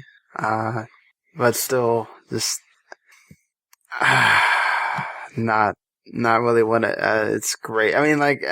We're going to talk about Disney, who basically owns half the world at this point in a second, but I don't know. This is like the opposite. Just a quick mention of a few Microsoft things here. Halo Infinite officially got delayed to fall 2021. This is exactly where I thought it was going to land because this is where Halo comes out most of the time anyway. Do you think they'll and- make that date or that season? Yeah, I think they will. I do. Okay. I think, yeah. Honestly, from everything I'm hearing, the game, like gameplay wise, was basically done. It was just, graphically and glitch wise. I just really hope that means we're done with trying to make it work for Xbox One. I'm really scared that they're going to still try to make it work for Xbox One when you don't need to. By fall 2021, you should be able to walk into a store and buy whatever system you want. It's like, if you want to spend your $500 on Series X or $500 on PS5 or $1,000 on both or $800 on a Series S and a PS5, whatever. You should be able to do it by then. And I just don't see the need at that point for you to still be making Xbox One and PS4 games. But the only reason why I think it will end up on the Xbox One is because, Xbox has been saying that they want it to be playable on as many platforms as possible, all of their games. And Sony, who is the exact opposite, and they're always talking about generations, Sony has come out and said that they have a 3-year plan for this generation swap. So who knows for Xbox? yeah, I don't know. Just wish to see them do the Demon's Souls thing, and it only works on the next gen because this is our showcase game. It's our franchise. It's our game that needs to be good. I talked about, with the little next story that I'm going to put in here, I talked about the PC, what is it? PC is getting, oh my god, what is it? The PC is getting something for Game Pass, and I talked about this too in here. No, not that Yakuza's coming to get, not the other Yakuzas are coming to Game Pass, which is pretty great. It's, oh my god, what is it with that?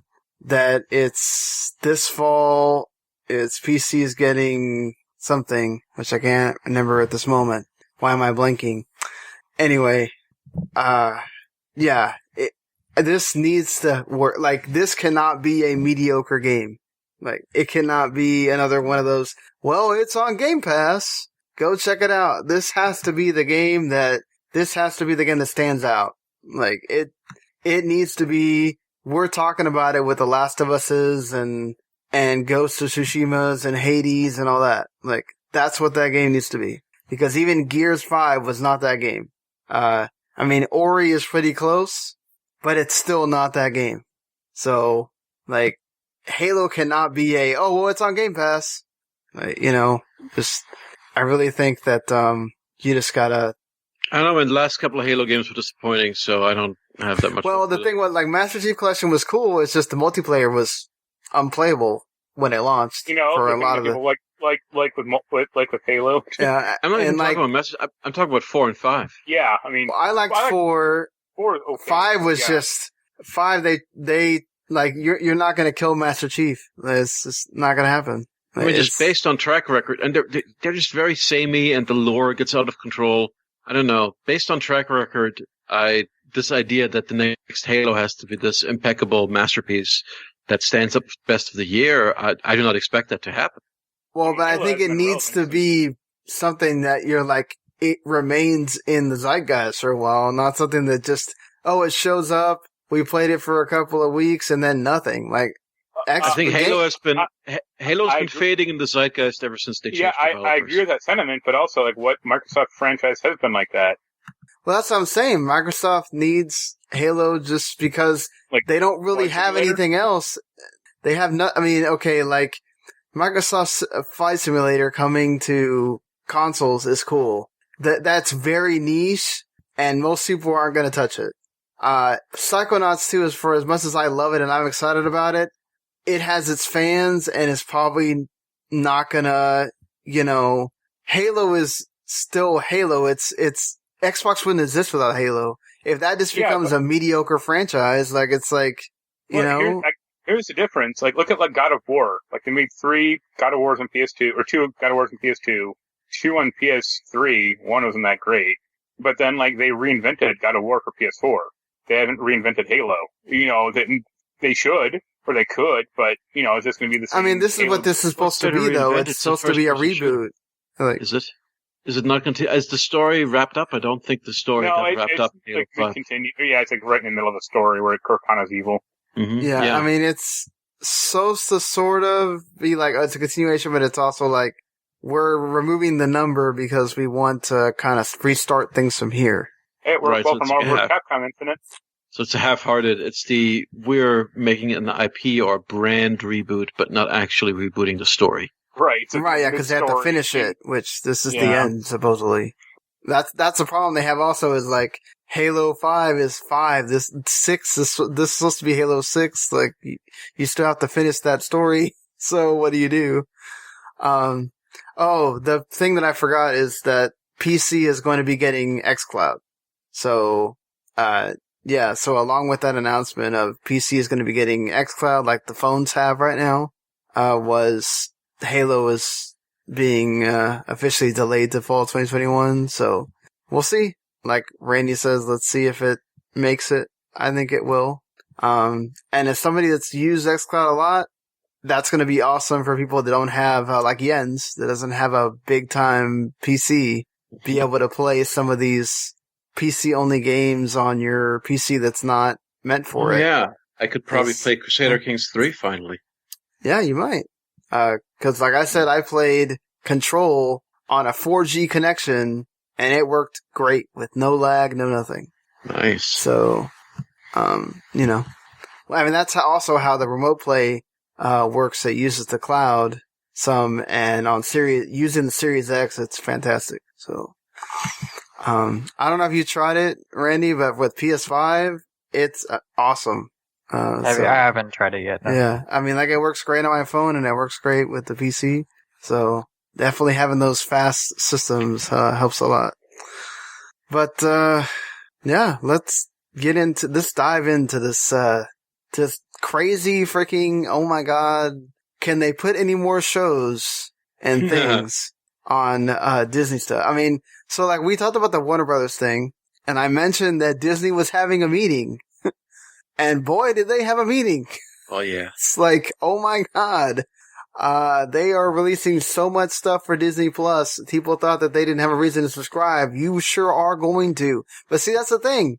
Like, they're doing the Netflix thing. They're doing so much crap that something has to stick here. Right? Like, they just happen to own half the world, so they can do that, I guess. I'm not gonna go through everything because we'll be here for another hour. But is there anything that like you're really looking forward to that you didn't know about until they announced it here, or? Asuka. Yeah, that Rosario Dawson show. Yep. Asuka seems like the standout from the new live action shows, and then movie-wise, it's no question. And in fact, it might be, I was joking to Randy that this would be a chapter select, movie because, of course, there's a classic Nintendo 64 game called Rogue Squadron. So I like to think that this is the Rogue Squadron video game movie. Isn't Rogue Squadron a book series first? Yes, actually, that's true. It's a Michael A. Stackpole series of Star Wars books with Wedge Antilles as the hero. Yeah. So if they are directly adapting those books, that'd be amazing. That's also the series that has a horse as an X-Wing pilot. It's crazy that they're also announcing stuff that, like, some of the stuff's not going to come out to, like, 2023. Like, God. Like, yeah, that's far in the future. That's I'm Rogue assuming Squadron. Patty is just starting work on this. If she's she's finished up Wonder Woman and she's probably in pre-production on this thing. Oh yeah, she's doing super pre-production. Mm-hmm. And, Taika Waititi's doing a movie. A movie. Like, who isn't doing a Star Wars movie at this point? Trevorrow isn't doing one. Benioff and Weiss aren't doing one. There's almost as many directors who were supposed to do a Star Wars movie, and then the Game of Thrones guys, right? They got their scanned. What's his name? The Chronicle and Rian Johnson. Rian Johnson has done one. Yeah, no, I'm thinking of the guy who did Fantastic Four or Four Stick. Josh Trank was supposed to do a Star Wars movie. Remember? Yeah. Yeah. That's they were going to give Rian Johnson a trilogy. Remember? That's true. So yeah. But Taika, we've known about Taika for a long time. Patty Jenkins doing one is the real surprise. Do you guys agree with me as far as the shows? Asuka, they basically piloted Asuka on The Mandalorian, and it was very exciting. So I think that's good. Mm-hmm. I'm kind of surprised that they're not doing one based on the other Mandalorian chick. Yeah, that also seemed like they could be setting something up. As long as we don't get the adventures of Bill Burr and the wrestling chick. What's her name? No, that's what I meant. Banks. Yeah, like Sasha Banks, baby. no, she was in that. yeah. She was in that Mandalorian show. She was the other female Mandalorian. I mean, yeah. Yeah, Bill Burr was in The Mandalorian too. That's what his joke. No, but he was in a different episode, and he's in the most recent episode. And he's actually good in it too. No, I'm talking about the lady who plays the Republic Commando. Oh, Gina Carano. Gina Carano, thank you. Yeah, the Gina Carano Bill Burr spin-off show. I'm excited for the Obi-Wan Kenobi show. So that one's got for me. And then the Visions thing, like Japanese anime creators getting to do stuff on Star Wars. Totally down with that. Yeah. Where is the Akmina sing-along TV show? No. I feel burned by the Animatrix. I hope that Visions is going to be actually good. Some of the Animatrix is alright. Yeah. Did you ever watch that, like, robots, sex and whatever thing on Netflix? There was, like, a bunch of different anime. Oh, I haven't watched that yet, no. Yeah, that's pretty good. It goes all over the place, because that's what it's supposed to do, but I thought it was pretty good. Cool. I, for one, am also excited for The Acolyte, because it's a Leslie Headland show, and Russian Doll was fantastic. So, her doing, and especially kind of doing a, like, mystery thriller kind of thing in Star Wars. I've always argued that Star Wars is a universe that can support pretty much any kind of genre of story that you want to set in. So, like, the idea of, okay, we're going to get the sweet, like, World War II style aerial combat drama with squadrons, with Rogue Squadron. We're going to get this, like, mystery show of The Acolyte, kind of a lighthearted character drama or adventure show of Lando, and then Obi-Wan, which seems to be very lore heavy and tie into the prequels in a meaningful way. So it seems like a little something for everybody as far as giving a smorgasbord of choices. So, I mean, Donald Glover's coming back for Lando. Do you think Alden Ehrenreich is going to come back as Han Solo? No, they've not announced that. They've announced Hayden Christensen. No, they announced Donald Glover. Well, but they've announced Hayden Christensen for Obi-Wan. Yeah, I know. But I mean, like, because, that Alden guy isn't doing anything right now. Like, yeah, I guess they could if they wanted to. They could probably entice him. But, who knows? And it'll stop all the people bitching about a Solo, too. It'll stop them bitching? Yeah. That doesn't sound likely at all. Well, if they get these two back in the Lando series, that'll be good enough. Well, but there was a lot of bitching about him being Han, right? He was not a popular Han. Really? I thought, like, he got okay reviews. I thought the reaction was that people did not think he was a good Han Solo. That's presumably one reason why it didn't perform that well. Yeah, because Donald Glover was awesome as Lando. Yeah, I just remember seeing the Red Letter Media review of the movie and then going, like, the Han guy was fine, but they didn't like Donald Glover, which I thought was fun. Well, but the Red Letter Media that's not the popular opinion necessarily. They don't fall. I just saw a lot of hate for that Alden Ehrenreich guy. Yeah. And how he was not my Han and all that. Yep. Anyway, the idea that anything is going to stop people complaining on the internet is absurd to begin with. No one's interested in a droid story? It's an animated special. It'll probably be watchable. Do you think they'll ever do a holiday special too? They did. It was called the Lego Holiday Special. It came out this year, and it was awful. I meant with, like, the Chewbacca family. Oh, come on now. Oh, Lord. The fact that they've accepted Life Day as canon, that alone, is already more than I would have expected. Yeah, so, moving along,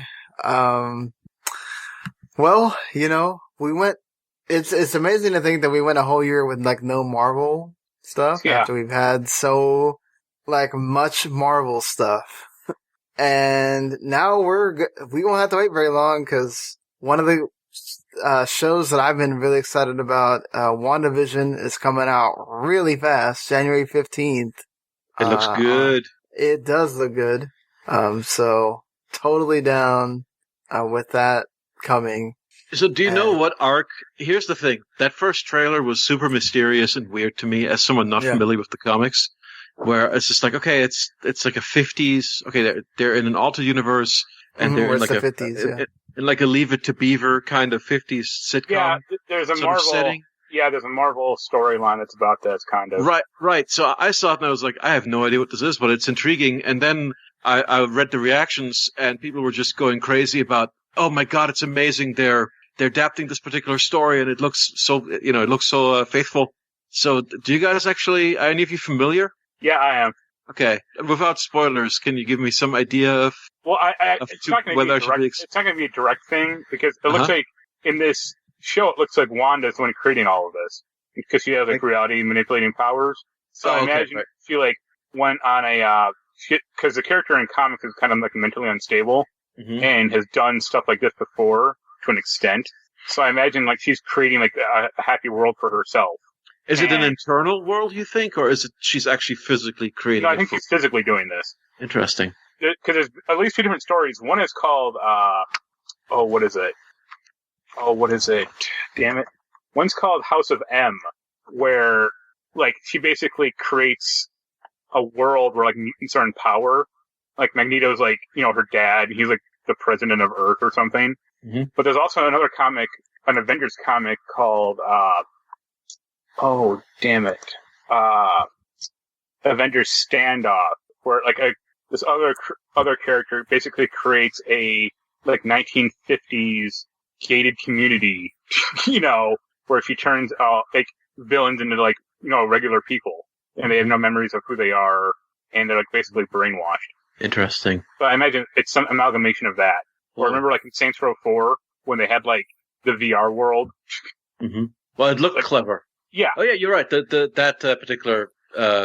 Or Fallout 3 also has a 1950s VR. Yeah, world. like whatever. Yeah, and they're all called these like happy names, or like. I think Fallout 3 was Fallout 3 kind of the trendsetter, and then Saints Row is kind of making fun of it, or yeah, probably riffing off it. All right, so we've got Falcon and the Winter Soldier as well. I don't know anything about this other than it's Anthony Mackie coming back. Well, it's both of them coming back, and it's going to be great too because. I love both of them as Winter Soldier and Falcon, so totally down with what they're going to do in the what happens after Cap thing. I mean, like, I'm much more of a Marvel person than I am, like, Star Wars person, so, like, all these series I'm totally going to be watching, yeah. I watched that trailer and I watched the Loki trailer. They all look expensive as shit. Yeah. I mean, well, they're really spending that money, not to mention getting all these actors to actually be in these shows. It's amazing to me. And the Hawkeye series, like Jeremy Renner's going to be in it with, Kate Bishop. Yeah, I mean, like, to do the Kate Bishop thing and, like, it's getting Tatiana Maslany to be She-Hulk. That's and then Mark Ruffalo's going to be in that too. Like, God, how much are they paying? Because this is got to be separate from those movie deals. I'm really excited for that What If cartoon show. That too. Looks cute. And I like Jeffrey Wright quite a bit. He's like a very good voice. He'd be a good voice for that guy. Playing the Watcher. Yeah. Yeah, I'm excited about that Miss Marvel. Yeah, Miss Marvel. Yep, I was going to say that. I've been wanting to see Kamala Khan portrayed in something live action for a while now. So this is I'm happy that's finally happening. And she's going to be in Captain Marvel too. Mm-hmm. So, I can't wait to get more of those SJW people that are going to get pissed. Or are going to overly be pissed. Can't wait. I get this What If show is, I think it might be when I have the last performance of Chadwick Boseman on it. Still makes me sad. Alright, then we've got speaking of making the anti-SJWs annoyed, it seems like we're getting a Lady Iron Man. Yeah, Riri Williams. She's like a pretty new character in Marvel. I mean, they've teased that anyway at the end of the movie, so... She got introduced like 2 years ago, I think, or maybe like 3. Okay. I wasn't paying attention, I guess. Yeah. Ironheart. Looks pretty cool. Yep. And, of course, I love the fact that Mahershala Ali is going to be Blade, so that's going to be awesome. And then, of course, a freaking Marvel Fantastic Four movie. Oh my god. Finally. Could there finally be a good Fantastic Four movie? Yeah, could there be? There already was. The first one, the Roger Corman. Yeah. The Roger Corman one is fun, at least. At least, like, recognize it as a goofy concept, so just kind of rolls with it. Randy, you've been quiet. Are you not? Hey, you guys are talking outside my room. Oh, okay, we're out of your room, okay. I watched the stuff, but I know nothing. So I'm just staying out of it. I was just disappointed they didn't do a Baby Yoda cartoon yet. I'm waiting for that. We're getting the Baby Groot cartoons, so. Yeah, see, there's your holiday special, Guardians of the Galaxy. Where's that? Where's that crossover? Where's the Baby Groot and Baby Yoda thing? Oh no, that has to happen. Yeah, they gotta tease that somewhere, right? But oh god, if that'll be the meltdown of everyone, right? Like, this is why I didn't want Disney owning this. They're gonna ruin it. Like, they don't need a crossover ever. What if they both joined Smash Brothers? Can you imagine? If they both joined the Muppet Babies, that'd be great. Oh. Super mashup. Are the Muppet Babies, is there a version of the Muppet Babies currently out? I know there have been different iterations of I think it finally stopped again, but I know Yeah, it came back for a while, I think, didn't it? they did a cartoon version that my daughter was way into. I don't know if they still make it or not, but I saw the entire first season. Yeah, there's a 2018 version, and yeah, they keep making it. Mm-hmm. It's actually really good. I've never checked it out. For a kid's show, it's pretty good. Is your kid excited for the Moana musical series, Randy? She has no idea about it, so no. Okay. At some point she will. Once she sees it, then yeah, absolutely. Yeah, I mean, like, some of the stuff it's amazing how many of these live action things they're doing. It's absolutely insane that we need to. And the animated shows, man. Zootopia Plus. Yeah, that I'm totally down with, yeah. Tiana looks good. But Zootopia especially, it's just there was such good world building in that movie that as far as blowing something up to a TV series kind of scope, it makes perfect sense. Yeah, I'm glad to see Tiana, finally get some, love after that movie just came out and then... The story where she actually gets to be a person for most of the... Yeah, exactly. That's so disappointing. That movie, God, I wanted to love that movie so much, and it's just so disappointing in so many ways. But, I love the character, so this could be good. Yeah, and I'm a huge fan of Big Hero 6, so Baymax getting a show I'm down with that. I've seen some of that Disney XD series, and it's actually pretty decent. Just never watched it all the way through. So, and of course, anytime Disney is going to take the time to promote the Latin community with Encanto, go for that, Disney. Do that more. That'd be great. Of course, I'm pretty sure what everybody's talking about, Chris Evans doing Buzz Lightyear now is pretty cool. I don't know if y'all are down for that or not, but... The only thing I thought was, they made a Buzz Lightyear cartoon show after, I think, Toy Story 2. Yeah. And it had, Patrick Warburton, I'm wondering if they're going to get Adam Carolla to voice Commander Nebula. Well... I'm betting no. No, probably not, yeah. But Disney there's a lot of stuff coming. Yeah, there's a show that looks like Wakanda, the TV show. Yeah. Waju. Yep, exactly. Mm-hmm. I'm kind of excited for Chip and Dale, or the Rescue Rangers reboot. Oh, a new Chip and Dale. Where John Mulaney is Chip and Adam Sandberg is Dale. That's such good casting. My suggestion is that cast Nick Offerman as Monty. Oh.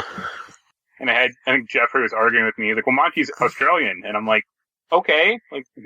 Yeah, it doesn't matter. The two voice actors who voiced him the two voice actors who voiced Monty weren't Australian. He could just put on an Australian accent. It's not... He has range. Yeah. What you were saying?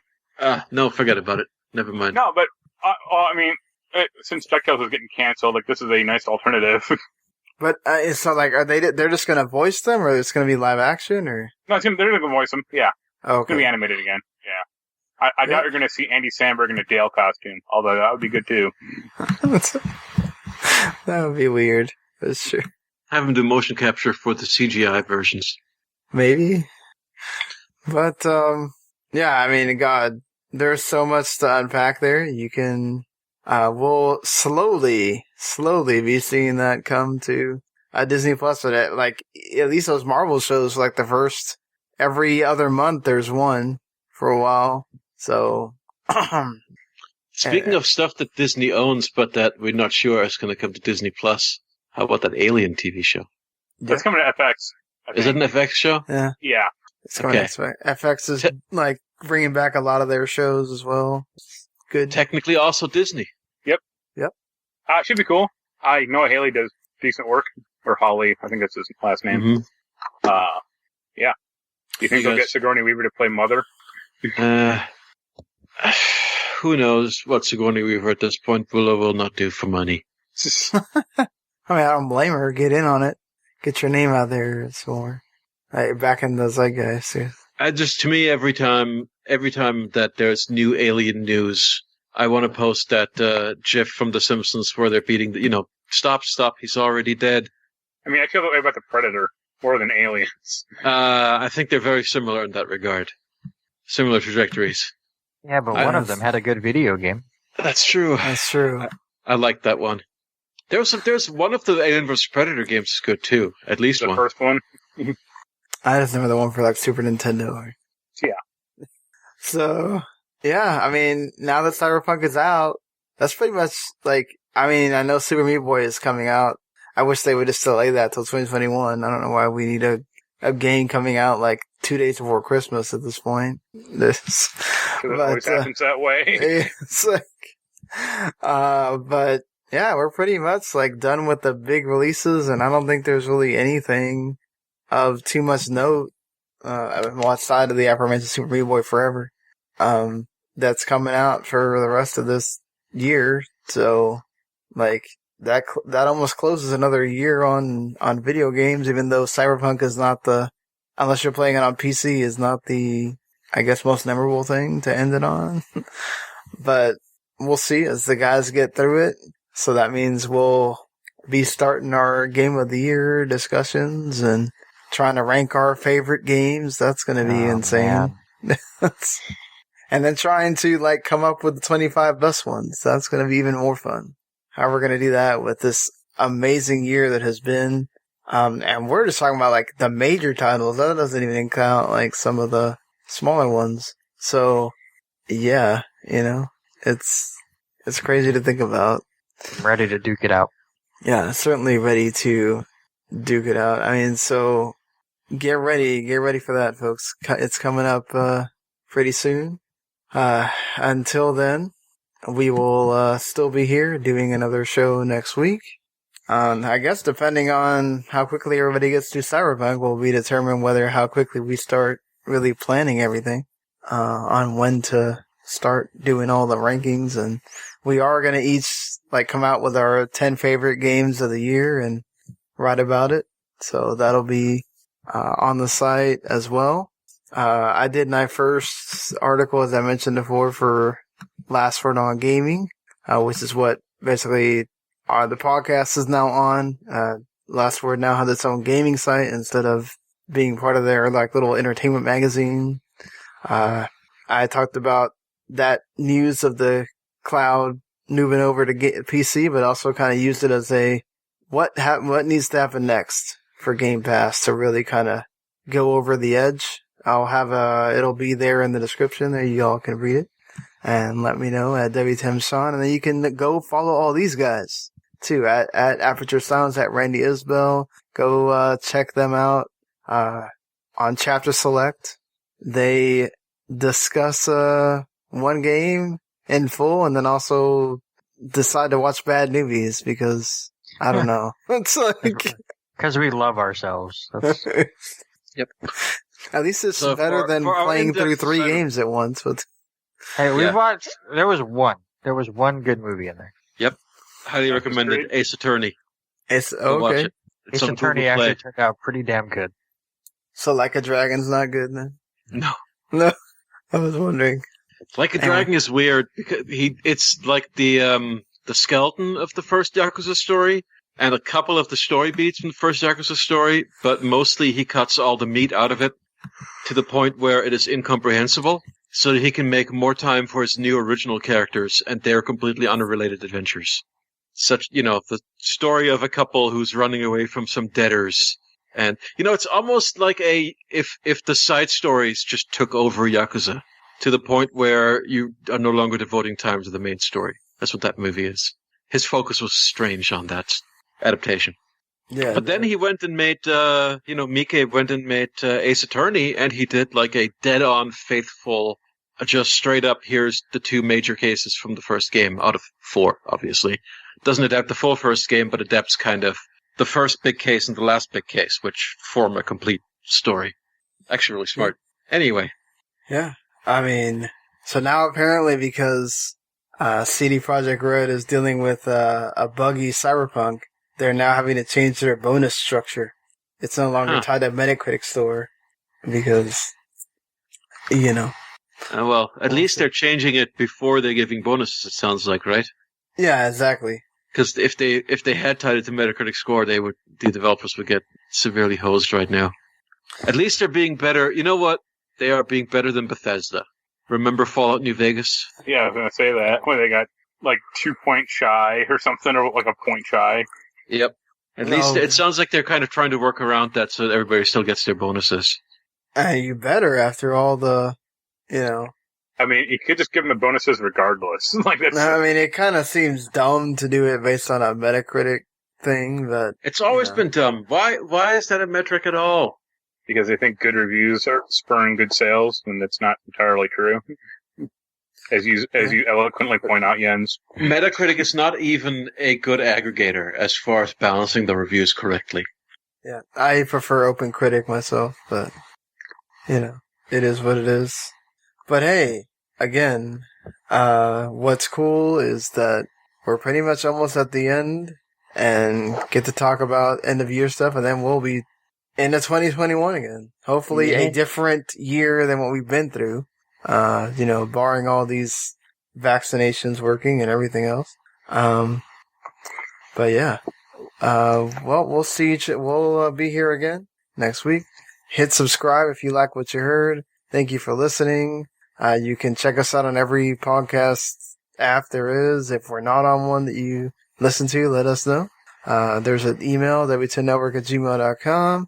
I already mentioned we all have Twitters. Go like us on the Facebook page, W2 Network. And see you later, everyone.